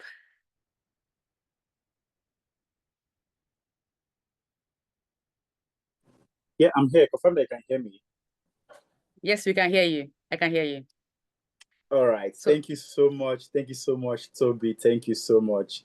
So for everyone that is wondering why, it's not something that we can do within a little space of time. So that's why we have to, continue. But if the scan finishes before we are done with the session, definitely we are going to, show you the results and everything that you need to know. But make sure that you fill the attendance form so that you get the slide and the recording of this class. Because we've done this scanning before, and you can see the results of some of recommendations that we've seen from the initial assessments that we've been able to carry out. That should be the sample report, the vulnerability discovered, and the recommendation that we're able to make for that exact KidsCon Inc. So please make sure that you fill the attendance form so that you have access to this slide and also the recording that we are using for this exact class. Okay, Toby, I'm going to override your sharing now and take over from here. Okay, thank you so much. Thank you so much. All right now, we've walked us through some of the tools that you are going to be learning here at Analytics. But this is just, I think, okay, that's the page, to show you that how important cybersecurity is actually. So today I have to do a little bit check on routers to check, okay, what's the latest news about cybersecurity, what's going on. And you can see a couple of issues that is rising in different sectors, in different countries rather. In Pakistan, you are seeing the one that is going on. In Swiss, you are seeing the one that is going on. In Russia, you are seeing the one going on. In US, in so many countries, there is one cybersecurity issue going on or the other. Even in Africa here, in Nigeria, I think a couple of days back, there was a news, we don't know whether it's true or not, about one of the big banks in Nigeria. So this will tell you how important cybersecurity is personally for you as an individual and also for the big companies. I know if most of us here, we have passwords on our phone. We have two-factor authentication for our WhatsApp. We don't want any intruder to be able to have access to what we are discussing with our guys. And according to also Business Day, there is also a news that Africa was hit as cyber attacks surged 30% globally. So this simply means there is 100% need for you and I to get into this exact industry to be able to fill up the loopholes that is currently existing. Now, let's have a look at the job outlook with respect to cybersecurity. So in 2023 alone, the monetary damage caused by cyber crime, as reported by US Internet Crime Complaint Center, saw an increase around 21%. Right, that's in 2023 alone. And I can tell you that the attacks that have been experienced this 2024 already is higher than the one that we saw in 2023. And that 2023 alone, the historical peak of 12.5 billion was lost due to cyber attacks. And what this simply means is that there is over 1 million plus jobs available for cybersecurity experts. But what they have is less than 400,000 trained experts, right? So this simply paints the picture that there is money, there is jobs, there is things to be made from this exact sector of the economy. When we talk about cybersecurity, most times everyone feel, oh, I'm going there to go and code. I don't know how to code. Oh, I'm going there to go and do a lot of things. I don't know how to do this. But from the little demo that Toby has been able to show us, you can categorically see that you are going to be using tools that will assist you to make these things happen. The same way a data analyst is not going to be looking at, okay, let me use my biro and pen to draw the charts, to do my calculations, to do a lot of things. They are working with Power BI, they're working with Tableau, they're working with SQL to analyze their data and bring out insights. That's the same way you, as a cybersecurity analyst, will have the tools you are working with as well. You are going to be working with VMware, with Wireshark, with Splunk, with Kali, and so many other tools to make your job easier. So if you are thinking that it is hard for you to get into this sector of the economy, you need to have a rethink. I mean, Toby studied mathematics. I studied civil engineering. A lot of people I know in this exact sector didn't do the initial degree program that relates to cybersecurity. What all of us are doing is now continuous learning. And the only way you can get started is by joining a learning partner. There's also a report, according to Cybersecurity Jobs Report, that by 2025, there will be 3.5 million job openings for cybersecurity guys, right? And these just some of the coolest jobs that exist in this exact terrain. You have the digital forensic analyst. So it's not fully about you being able to, you need to be in the red team, right? There are so many jobs that exist both in the red team, in the blue team, and in the purple team, of course, right? So it means that you have access to all this area. There's also things like pen tester, where you are definitely in the red team, application pen tester, security operations analyst, cyber defender. You have incident responder, security architect, secure software development manager, malware analyst, and of course, technical director, which is the CISO, right? And this is not just it. So I also went a step ahead to get us, because sometimes people feel, okay, cybersecurity is just for me to just be technical, all right? Let me just, there are also some of the aspect of cybersecurity that is not technical per se, right? And that's where you have the GRC, which is governance, risk, and compliance. But what I always tell people is that for you to also be very, very successful in this non-technical aspect of cybersecurity, you need to understand the basic, right? You need to also be walked through what everyone knows, and then you can now specialize in this exact area that you want to be in. So as a GRC person, the people that is helping to protect against threats by ensuring compliance to regulatory requirements, you are making the policies, but can you really make a regulation on something that you do not know? The answer is no, right? Which means you simply need to, first of all, understand the rudiments of cybersecurity, and then you can now decide to specialize in this area. We also have the research analysts, people that their role fully involves studying emerging threats, right? So they're developing new things, improving defense by just doing research. So their job is, we are going to study and find out the new things. The same way the bad guys we know in the economy, we know the bad guys, all those people that when they come out, they wear socks, they wear all those kind of things, right? The same way they are doing their own improvements by trying to know so many ways that are going to get to us. That's the same way we also have the good guys that are doing so many analyses to find out how are we going to be able to prevent this attack, right? We also have the user access manager. So this is people that basically what they do is, in company, there's what we call access controls, okay? Maybe, for instance, in the banking sector, if you're a teller, you have a work access of 1. If you're a customer service person, you have a work access of 2. If you're a control person, you have a work access of so many numbers, right?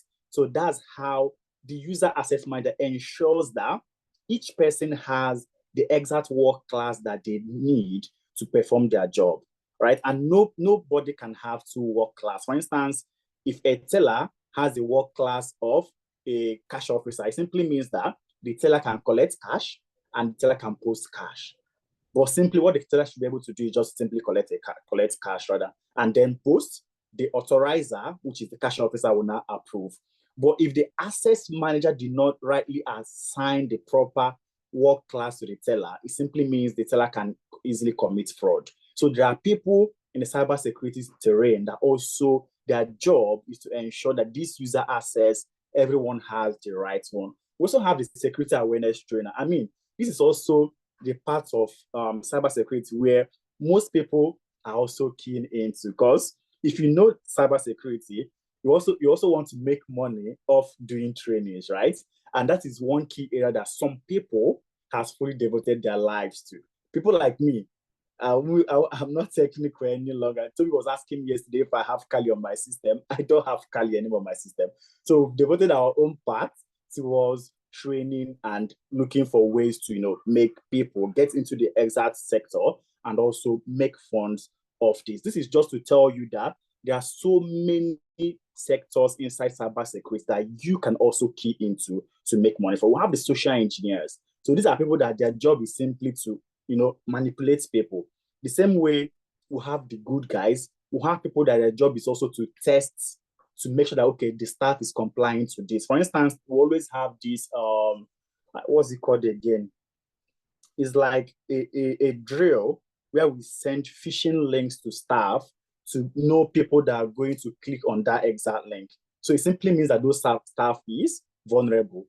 I've forgotten what we normally call it, but it's like a drill where we send out all those links to staff. And if you click on that, that means you can easily expose your company. And it means that enough training has to be put into your own side.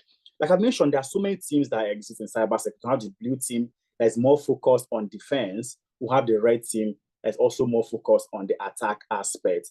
It's now you that's going to determine where you want to play fully in. But most important thing is understanding cybersecurity end to end, and then you can now decide where you want to transition into. Before I walk us through how you can get started in cybersecurity, the career part, if you are still here and you are following us, please do something in the chat box so that I'll be sure that I'm not just talking to Toby that he's just busy smiling. I want to be sure that you guys are also hearing what I'm saying and that you're following me to this very moment. Toby, I don't know when I turned to a clown that I've been so happy. Are you happy to hear my voice this night? That's fine. I love cybersecurity, so talking about it is fun for me.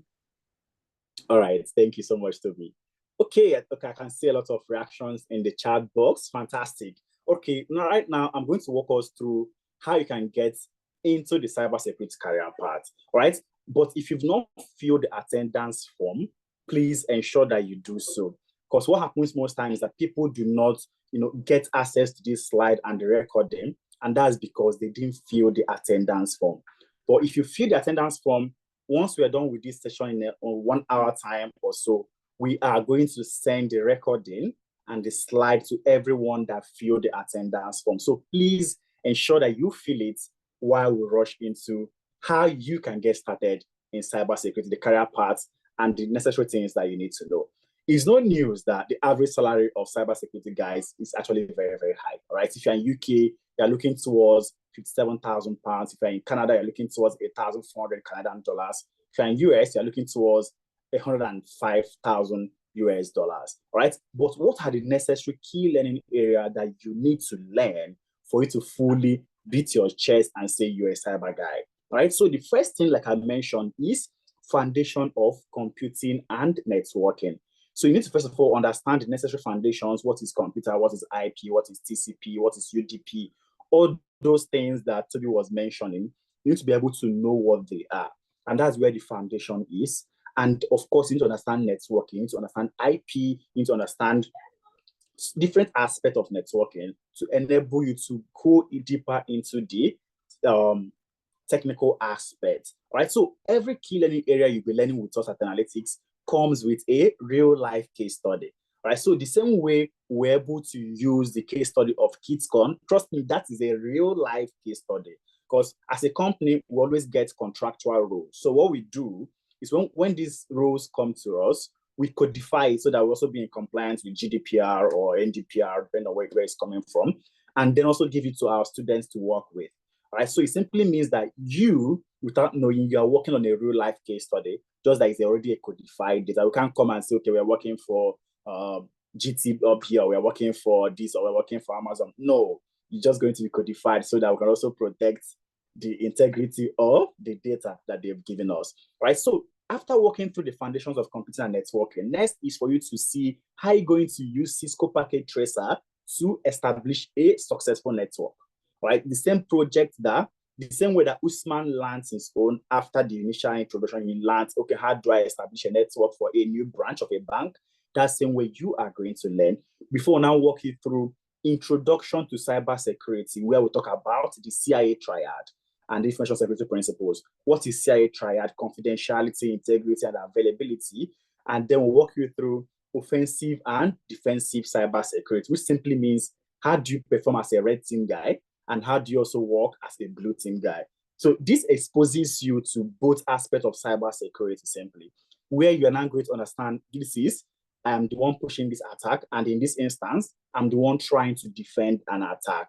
Walk you through cryptography basics, walk you through cyber threat and attack vectors, and then network security. How do you build security around a network?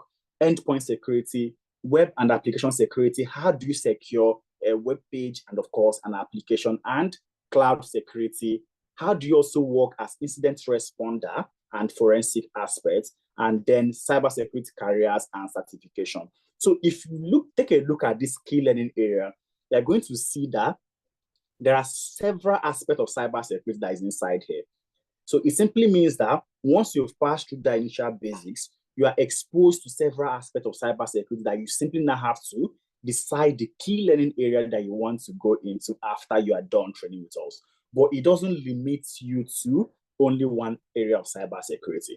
You are going to be learning tools like Wireshark, VMware, Metasploit, Linux, Bobsuit, Nmap, Splunk, Nexus, Cisco Packet Tracer, a lot of tools that you are going to be learning for you to be able to work fully in this area. And the learning timeline is for 4 months, which means if you have any intentions that by January of 2025, you want to say, oh, I'm a cybersecurity guy, or oh, I'm a cybersecurity lady, it means that September, October, November, December, that is your own learning timeline, because our next class is starting by September. And you have 4 months to learn, and then you can comfortably beat your chest that you are a cyber lady or you're a cyber guy. And you are going to be learning immersively in the classroom for 3 months, and then you intern with us for 1 month, where you're going to be working on other real-life case studies. Somebody asked, how can I break into the entry-level roles? How do I land a job? Now, recruiters also want to see someone that has experience with respect to what they are doing. So I'm going to ask us a question, right, real quick. You have a car, you want to repair your car. You've gone to the first mechanic workshop, and the person is telling you, oh, hi, Chukwemeka, I have a degree from Harvard in mechanical engineering. And you've gone to the second person, the person is telling you, oh, hi, Chukwemeka, I've repaired Volkswagen, I've repaired Toyota, I've repaired Aston Martin, I've repaired Benz, I've repaired this. I don't have a degree. Who are you going to give your car to repair? I want to, gauge the, let me gauge everyone on this course. So just type it. Are you going to give it to the guy that has a degree in mechanical engineering or from Harvard? Or are you going to give your car to the person that has experience repairing Toyota, repairing Lexus, repairing Volkswagen, repairing Aston Martin, and so many other cars without a degree? Who are you going to give your car to? Let me see what people are saying. Just to say the practical based guy, fantastic. Hadassah, do we offer scholarship? Oh, I guess we'll take questions in the end so that we don't break the flow. But we offer scholarship in March. It's not a continuous thing, so that so that we can also eat. Ado said the experienced one. Kira said the experienced guy. iPhone said the one with hands-on experience. Fantastic.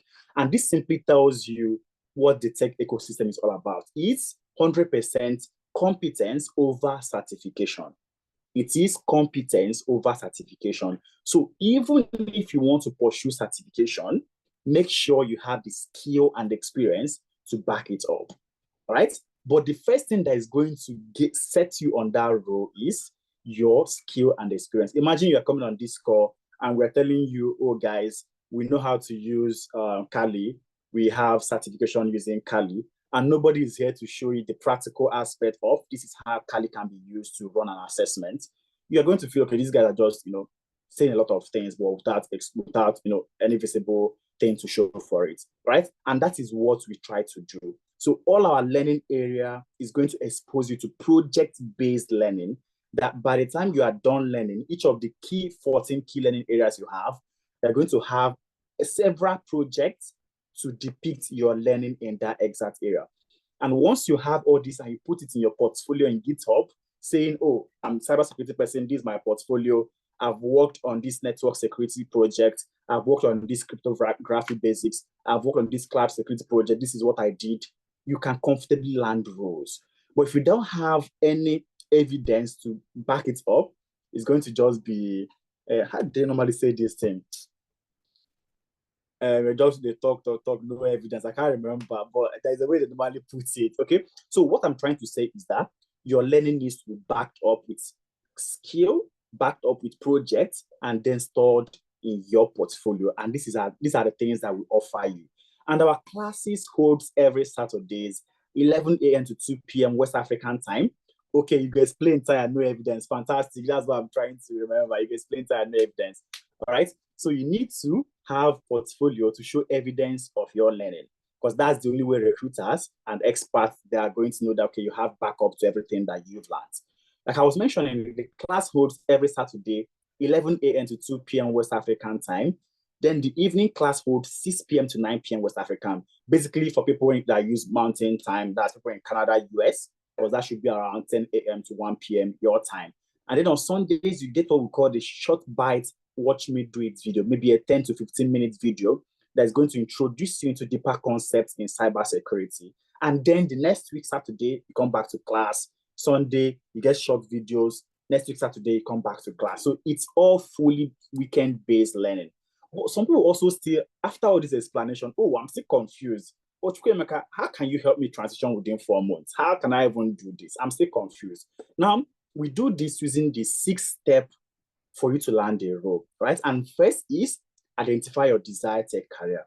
And since this is a fully closed cybersecurity discussion, I assume that we've all decided that we want to be cyber experts, right? So next is for you to learn the skill by educating yourself. And how do you learn the skill? You need to partner with a learning partner.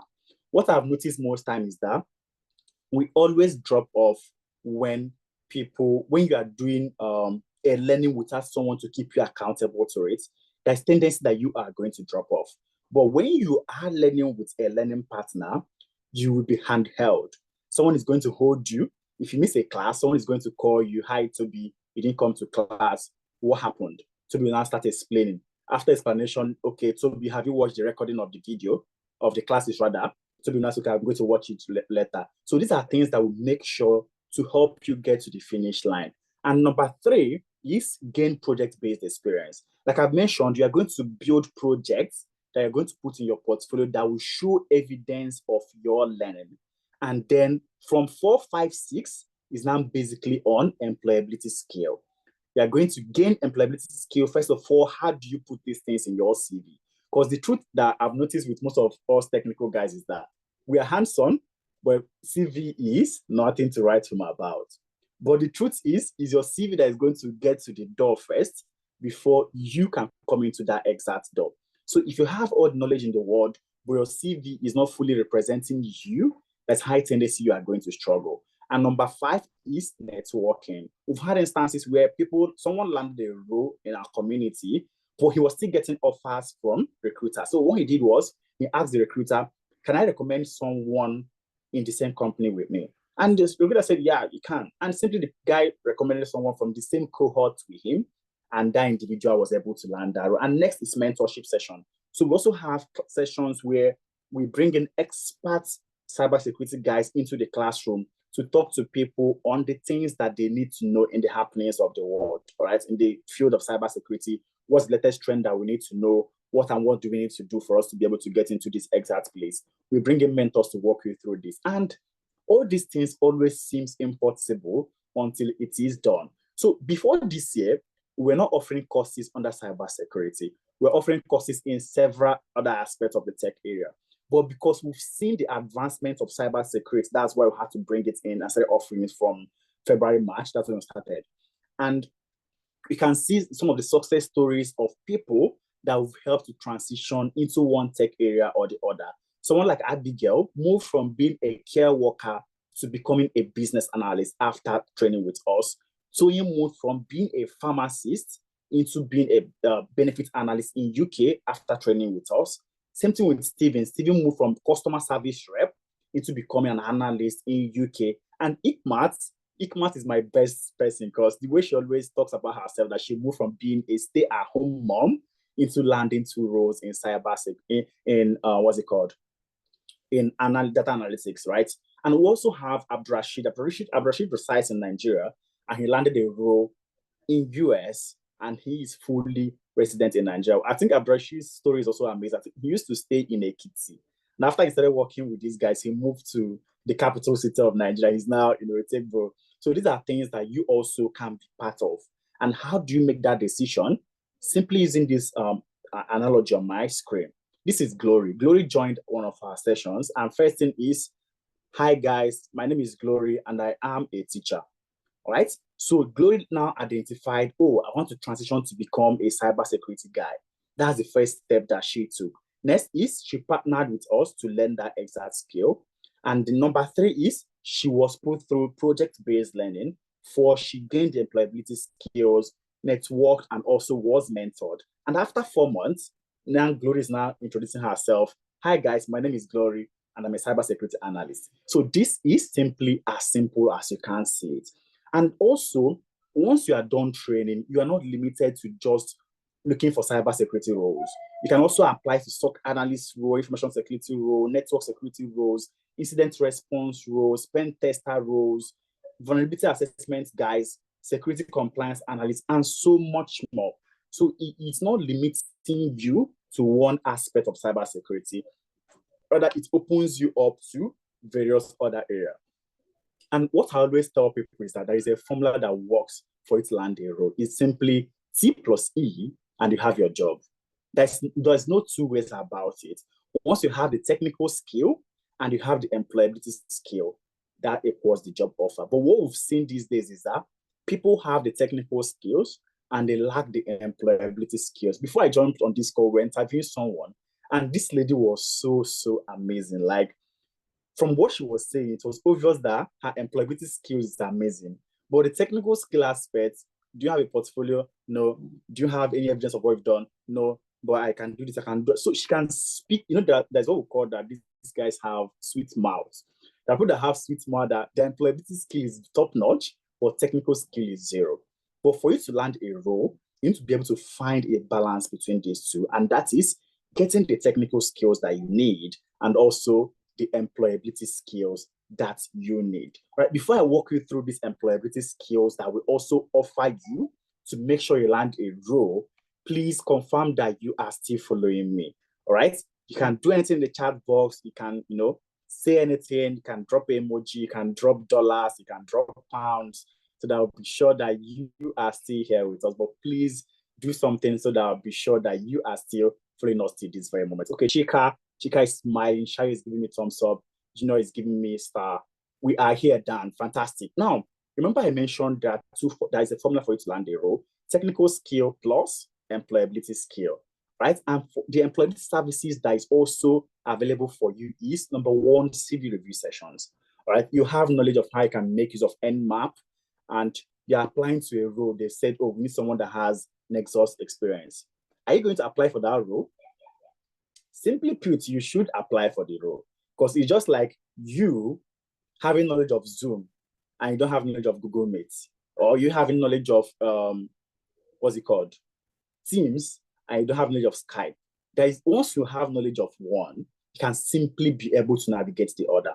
So how are you going to match your CV to suit that exact job?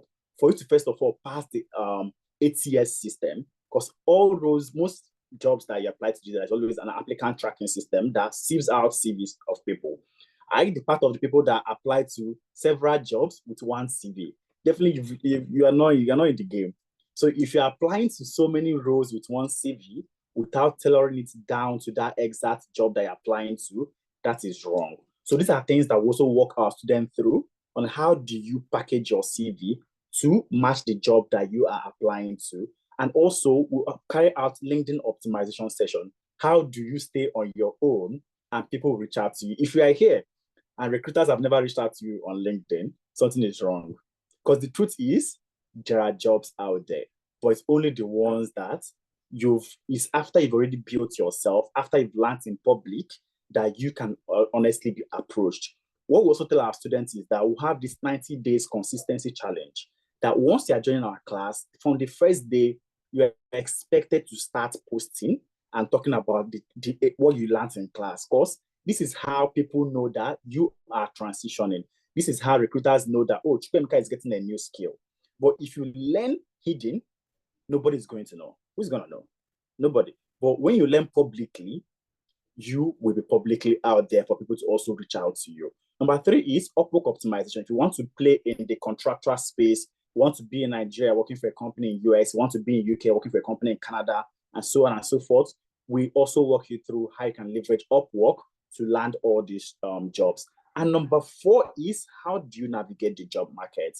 Most times people just feel, okay, just let me check Glassdoor, let me check LinkedIn, let me check all these known platforms, without knowing that there is what we call the hidden job market that is also out there. So we always bring in expert recruiters into the class to also talk you through how to navigate the job market. And then number 5, job and interview prep sessions. When you land a job interview, we also have our experts available to prep you for this exact role. So quickly, let me just walk us through how this can easily be done. So confirm that you can't see my screen. Right, so in the classrooms, we always make this available for our students so that they can have access to all these things. So quickly, without wasting much time, let me just choose one classroom here. So when you join, you're simply going to have only one classroom. So ignore all this classroom you're seeing in mine, because Toby said I'm a big guy. So that's why I have all these classrooms there. So let me just simply choose, not the August guys. August guys just started. Let me choose the July guys. So once you join any of the programs, you are going to have access to your own classroom side by side with your learning management system. So you see, you have access to requests for reference letters. We'll also make it available for you with consistency projects, the job tracker. Okay, this is where I was going to, the job tracker. So what we do is we also have people that their job in analytics is to, they're going to, our data engineers, they're going to scrape the web and get the available jobs, put it in your classroom for you to apply. Because the truth is, applying to a job is a job on its own. So you need to bring out time to apply to jobs. But we'll go the extra mile to put some of these jobs for you, and also put a tracker that when you apply to one job, simply go to this form and update that you've applied to that exact job. I'll tell you why. I'll tell you why we'll do that. Okay, so just hang on. So I'll tell you why. And this is so that if you've applied to multiple roles and after 1 month, you've not come to us to say, oh, I need you guys to prepare me for an interview, it simply means that something is wrong with the way you are applying. And what we're going to do is, we always, at the beginning of the week, we look at the job application tracker and pick the people that have applied to multiple roles, but that have not come to us for interview prep. And we now have a personalized session with them. A CV, we look at their CV, look at that, how they're applying, look at their LinkedIn, and make sure that they get invited for interviews. But you will not have access to this if you are not applying. So there's a level of what you also have to do from your own side. We're going to give you the technical skill, give you the employability skill, even put jobs for you in your classroom. Your job is simply to apply. And then when there is no forthcoming interviews, we're now coming to see how you are applying. Like I also mentioned, we provide recommendation and reference letters, because while you are training with us, you are a consultant. If you go through LinkedIn, you're going and search analytics, you're going to see several people that are consultants in analytics. And it simply means that while you were consulting with us, that's when you worked on this project. That's when you worked on that project. So simply this sort of bridges that gap for experience for you. So you can easily be able to land roles outside there in the market. And we also have the mentorship sessions where we talk to you generally about the economy, the things happening in the market, what do you need to know. And when you land a role, we're also available to provide on-the-job support for you. And that brings us to level 3, which is our promise to you. So after we've done all these things, our promise is that you must land one job interview 1 month after training with us. But remember, you have to also put in the effort by applying from your own side. So this is the job application tracker. Once we come here every Monday, we look at the people that have applied to multiple roles, and we now have a tailored session with them to help them land a role. And you're also going to be learning using our learning management system. So we have our LMS. What you're going to be having is, once you join us, you are going to be onboarded on this exact platform. So you are going to be onboarded on this exact platform, and it's coming up right now, where you are going to be seeing every single thing that pertains to your own class. Okay, this is taking a while to come up. Okay, so once you've joined, have access to your own dashboard where you can comfortably, log into your own class. So you are seeing I'm enrolled to 7 courses. Ignore that. Your own is just going to be enrolled to 1 course unless you want to do several courses with us. All right. So you can see your live classroom, your learning management, where you're also going to be having access to things that you are doing. You're going to see your enrolled courses for cybersecurity, which is this, I should continue learning. Remember, our classes are fully live classes. So on Saturdays, you have someone talking to you live. The way I'm speaking to you, the way Toby taught you is a live class. What we'll now also do is that we record that exact sessions and upload it to your classroom, which you have lifetime access to, which means at any point in time, you can always have a recourse to that exact class to refresh your mind. And then remember I talked about short bite video that is going to introduce you into concepts, right? For instance, this system boss, you're going to see just a 4-minute video that will introduce you to that exact concept. And then you now come to the class for it. Foundations of computing, you're going to have a 4-minute video that's going to introduce you into that. And then you now come into class for it. So it's simply short bite video to introduce you to that exact concept, refresh your mind, and then prepare you for that class. So this is learning management system where once you join our program, you have access to these exact classes. Okay, and the amazing thing about all this now I've been saying is we have classes starting this September 7th. So there are still multiple success stories here.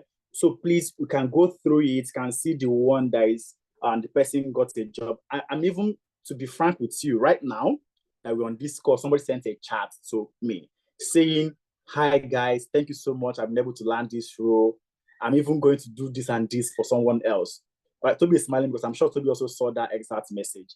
So this is to tell you that people are landing this role by simply using technical skill plus employability skill to land that exact role. David's asking, what about success story in cybersecurity? Like I mentioned, we started cybersecurity in March, like February, March. So people in cybersecurity are still 4 months and in their internship stage, which once they are done, definitely is going to trickle in. All right. Once they are done training, is going to trickle in. So we started it because we noticed the advancement in the request for cybersecurity guys. We don't do training in all tech area. We only train in areas that is going to meet 3 exact criteria, which is ease of learning, ease of transitioning, and high rewarding salary. So once that exact tech stack is not going to give you ease of learning, I mean, all of us want to be blockchain this, blockchain that, cryptocurrency this, cryptocurrency that, but does it give you that ease of learning and ease of transitioning?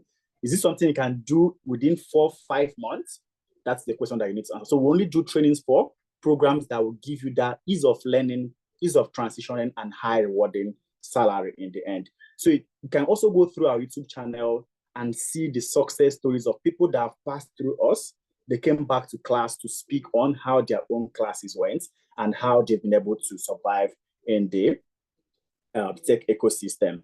So this is ICMAT. Make sure you fill the attendance form so that you have access to these testimonials. You can watch it and be able to see and hear what they had to say from their own side. And that brings me to the next cohort that is starting. So our next class is starting 7th September, which should be in 2 weeks' time. And by virtue of you being on this call, we'll have an amazing discount for you. So we have a 20% discount currently running for everyone that joins. The first 20 people to join this exact class. All right. And what this simply means is instead of you to pay $750, you get to pay $600. Instead of you to pay, sorry about that. Instead of you to pay £625, you get to pay £500. Instead of you to pay €730, you get to pay €580. And instead of you to pay 1,125 CAD, you get to pay 900 CAD. And we also have an instrumental option for you to be able to land to secure your spot. So you can use $400 to secure your spot, and then 1 month into the class, you can now make the second payment. And then with £350, you can secure your spot. 1 month into the class, you can now make the subsequent payment. €400 to secure your spot, and then 1 month you make the subsequent payment. Same thing as Canadian dollars, 600 CAD to secure your spot. 1 month you can now make the subsequent payment. And what I've noticed after sessions like this is that slots are easily filled. All right, slots are easily filled, which is why we have the instrumental payment option. That simply means that you can use the first payment to secure your spot, and then 1 month into that exact program, you can now make your subsequent payment. And how do you make payments? How can you make payments? Let me walk us through how you can make payments. So once you click on that link that my colleague has dropped in the chat box, it's going to take you to the Analytics store. So at this store, you're going to see the various things that we are selling, which is basically tech skills. And for you, which is cybersecurity, can simply seek through it. This is HR analytics, this is full stack data science, this is business analytics, this is agile project management. Look for this is data engineering, cybersecurity, this is it. So simply click on it. So the store will take cognizance of your location and give you the price in the location of where you are joining. Because I'm currently in Nigeria, it's giving me the price in Naira, which is $1 million. So if you are in US, you're going to get your own currency in US dollars. If you're in Germany, you're going to get it in euros. If you're in UK, you're going to get it in pounds. So it picks your location and gives you the price as at then. If I want to make the first instrumental payment, which is this, I simply have to put the instrumental payment for Naira and click on reserve a seat. So once I click on this reserve a seat, it's bringing me to the checkout page. What I have to do at this point is simply for me to put my details. All right, please wait. My firewall is scanning to make sure that there's nothing happening here. So I simply put my name, Chukwuemeka Ikpa, put my email address, select the country flag of where I am. So currently I am in Nigeria. So I'm going to look for the Nigerian flag. So I select Nigeria. And once I've done that, I'll simply let me put a random number here, and then click on pay for products. So once you click on this pay for products, it's going to instantly bring the checkout option for me. So at this point, what I simply need to do is put my card and make payments. All right, so simply put my card number, put the expiry date, pay, or I can decide to go to the transfer option, and I will have access to an account number. I'll simply copy it, go to my bank, and make payments. As simple as that. So once you've done this, someone is going to definitely reach out to you. So all this always seems impossible until it is done. Remember, the discount is just for the first 20 people to register. And once sessions like this are had, spots are easily filled. So please ensure that you get your own spots secured before anything. Okay, I don't know if at this point there are any questions from anyone. You can use the raise hand icon, or you can drop it in the chat box and we are going to pick it up from there. I do have any question from anyone, you can use the raise hand icon, or you can drop it and we'll pick it up from there. Okay, please, how can you reach us after this session? Okay, okay, someone has dropped a comment for you. Please ensure you fill the attendance form. You will see our details, our emails, anyone you want to contact, you have access to that person. You can see my profile there. If you want to contact me, you have access to my social profile. You can also see Toby's own. If you want to contact her personally, you have access to our also profile. But then if you want to talk about the analytics and award offerings, you also have the enquiries email to also send some things to. What of Naira for us in Nigeria? Okay, like I mentioned, Chika, once you click on the main stack link is technically going to give you the currency in your own currency. Okay, so if you're Nigeria, it's going to automatically make it in Naira and show you what to have to pay.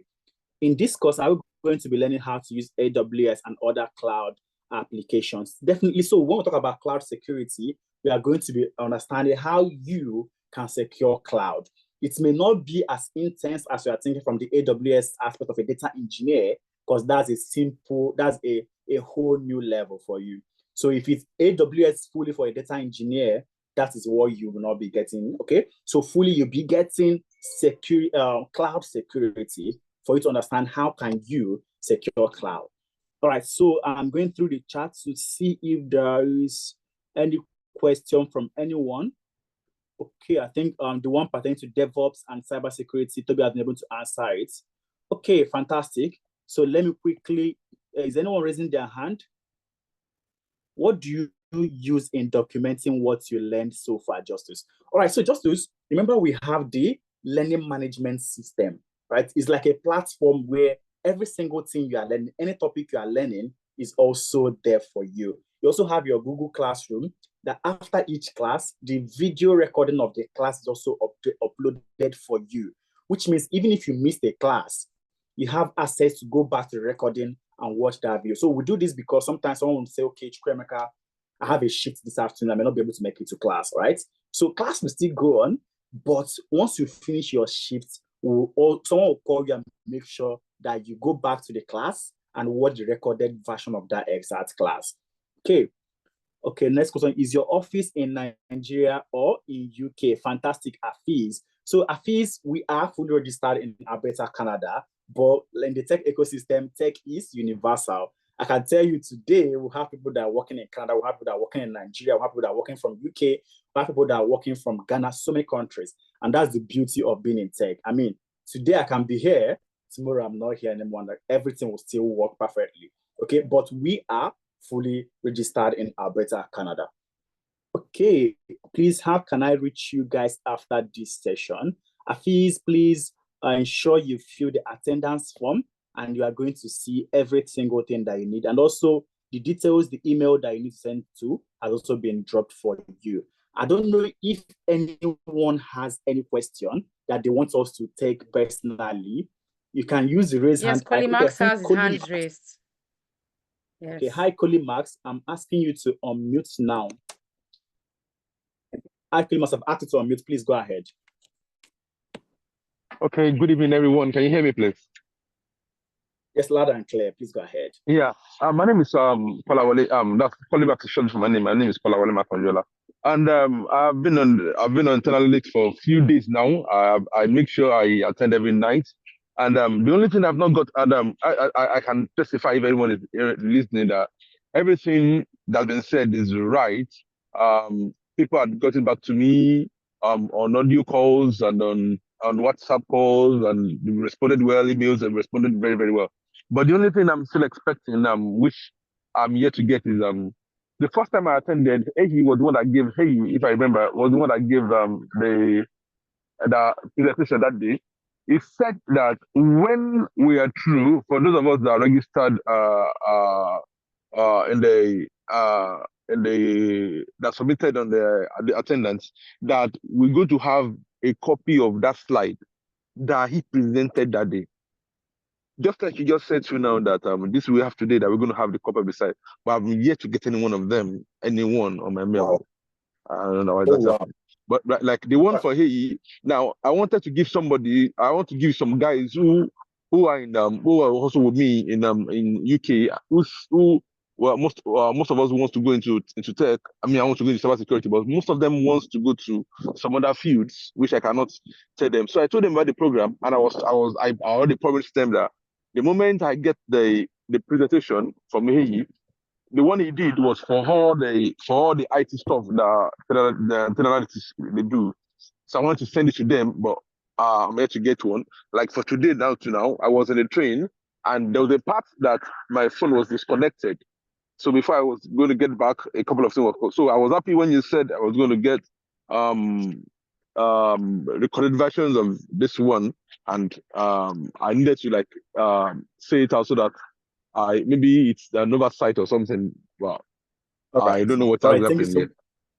All right. Thanks so much for that, Kolawole. All right. So definitely, please check your what's it called, junk, to make sure that it's not entering the junk, and also check with my guys to make sure that they sent out the previous ones that we had. Okay. All right. So what you Okay. can do for me is please ensure you feed the attendance, and I'm going to Done that follow up to already. make sure that one goes out instantly.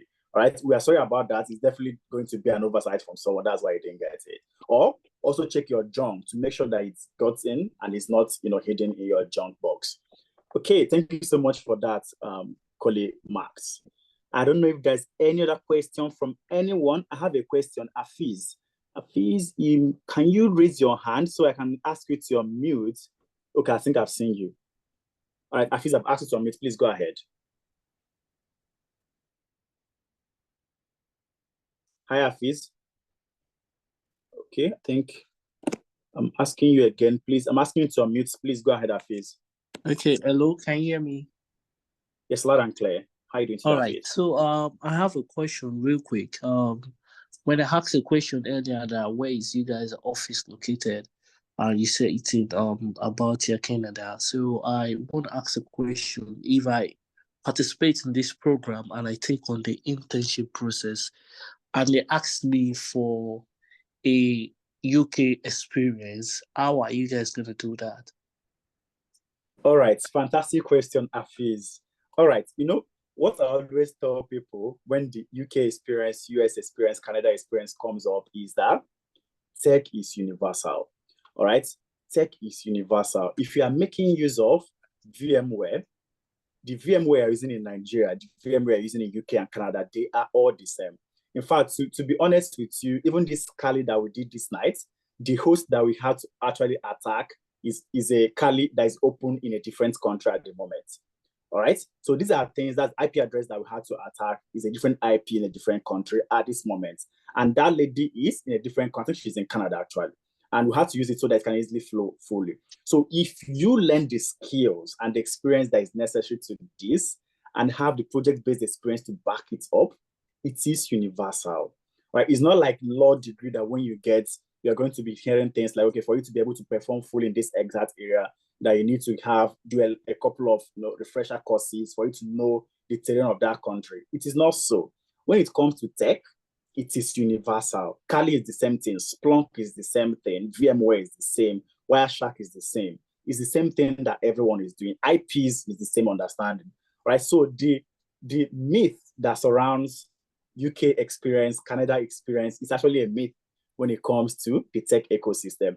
When it has to do with things like the police reports, police clearance that you have to do, it's general for you to be able to play in that exact country.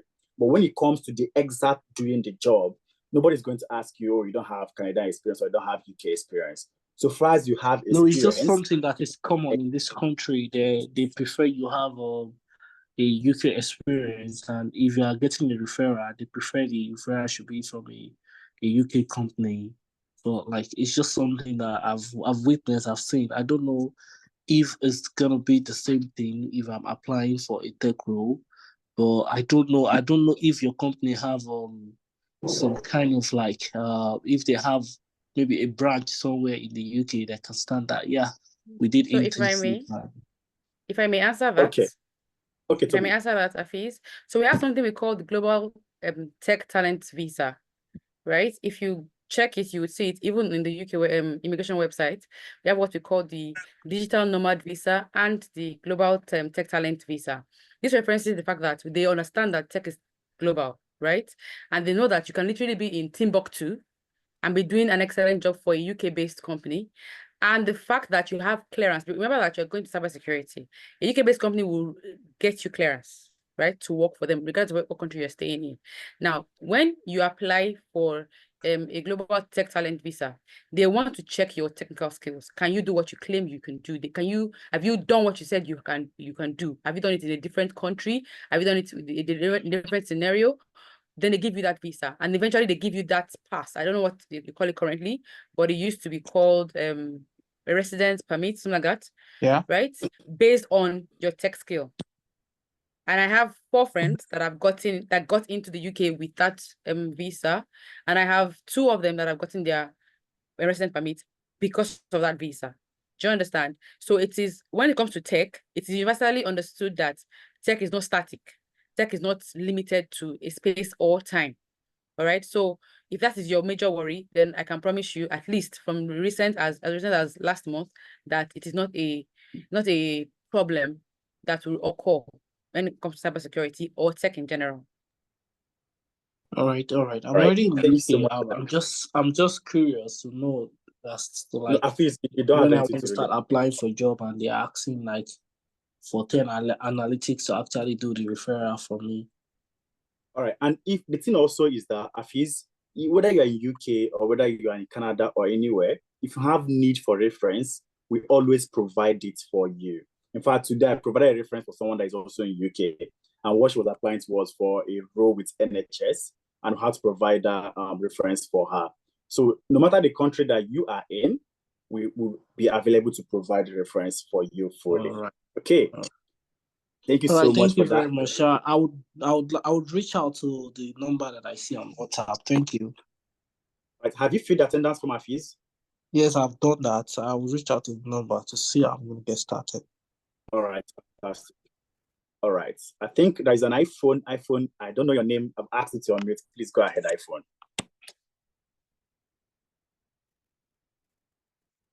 Hi, iPhone. I've asked you to unmute the second time. Please go ahead.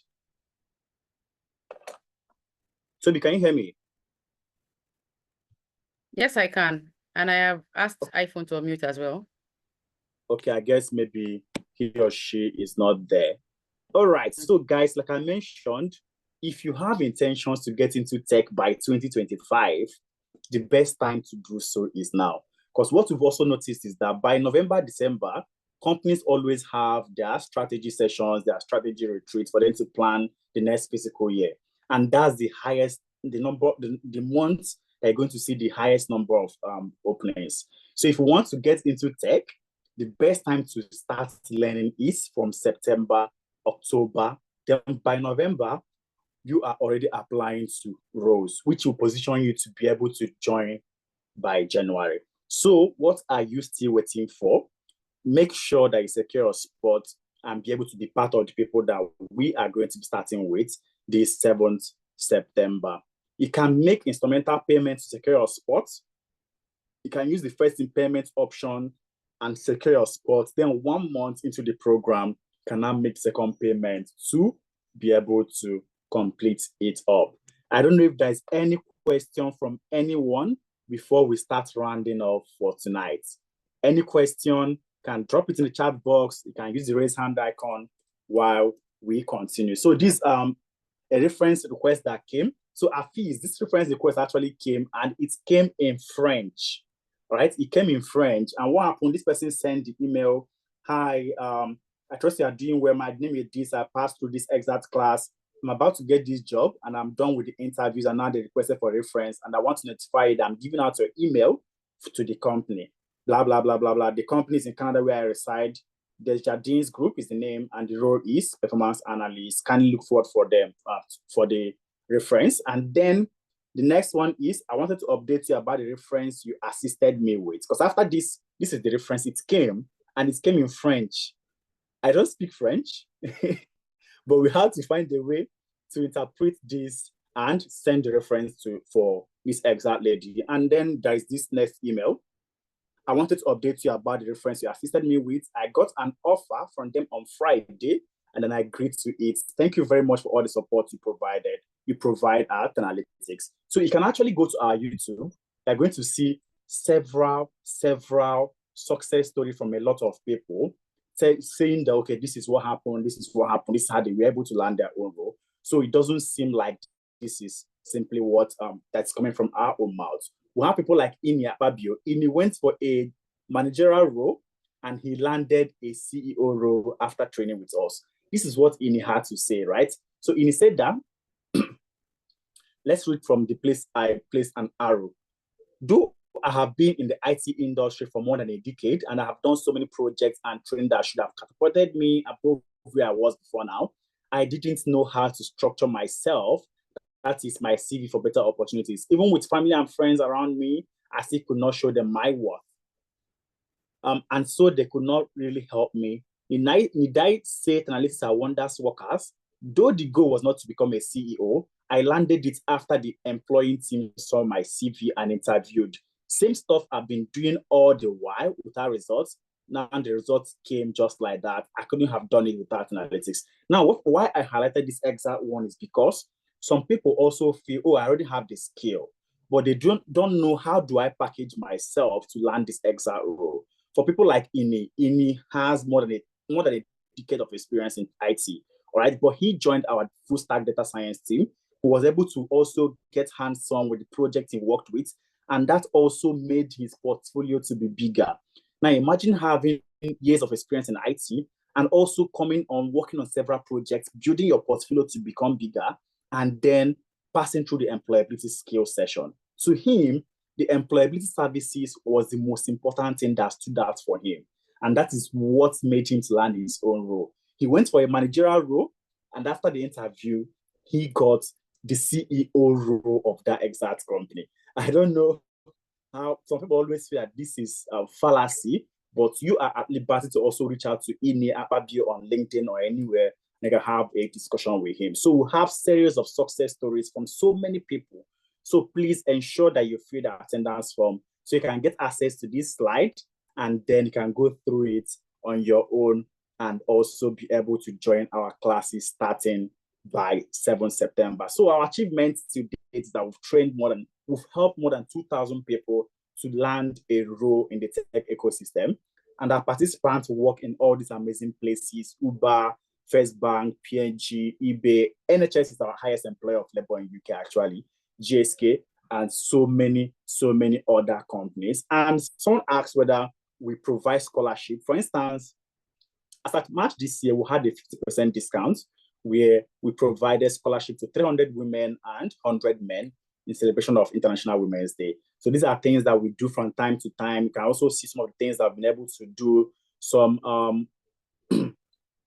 hackathons that I've been able to organize in partnership with other companies to be able to provide people with funding. And this is also a $1,000 hackathon that we also organized last year. So what are you still waiting for? The best time to actually get into tech is yesterday, and the next best time is today. So on behalf of my founder, Adeza Suleiman, who is also a technology expert that have played in the aspect of data science, data analytics, and also Efemena Ipro, the co-founder of Analytics, that have also played in data engineering and, of course, business data support. I say a very big thank you for being here to this very moment, and I can't wait to see each and every one of you in class come 7 September. Thank you so much for being here. I'm sure Toby is also grateful for you to be here from 8 p.m. West African time to this very moment, 10 p.m. West African time. Remember, the discount is only available for the first 20 people. You can use the instrumental payment plan to secure your spot, and then 1 month into the program, you can now make the other payments. So thank you to everyone once more, and this is where we draw the curtain for tonight. I can't wait to see each and every one of you come 7 September in the cybersecurity class. Cheers, and bye for now, guys. Cheers.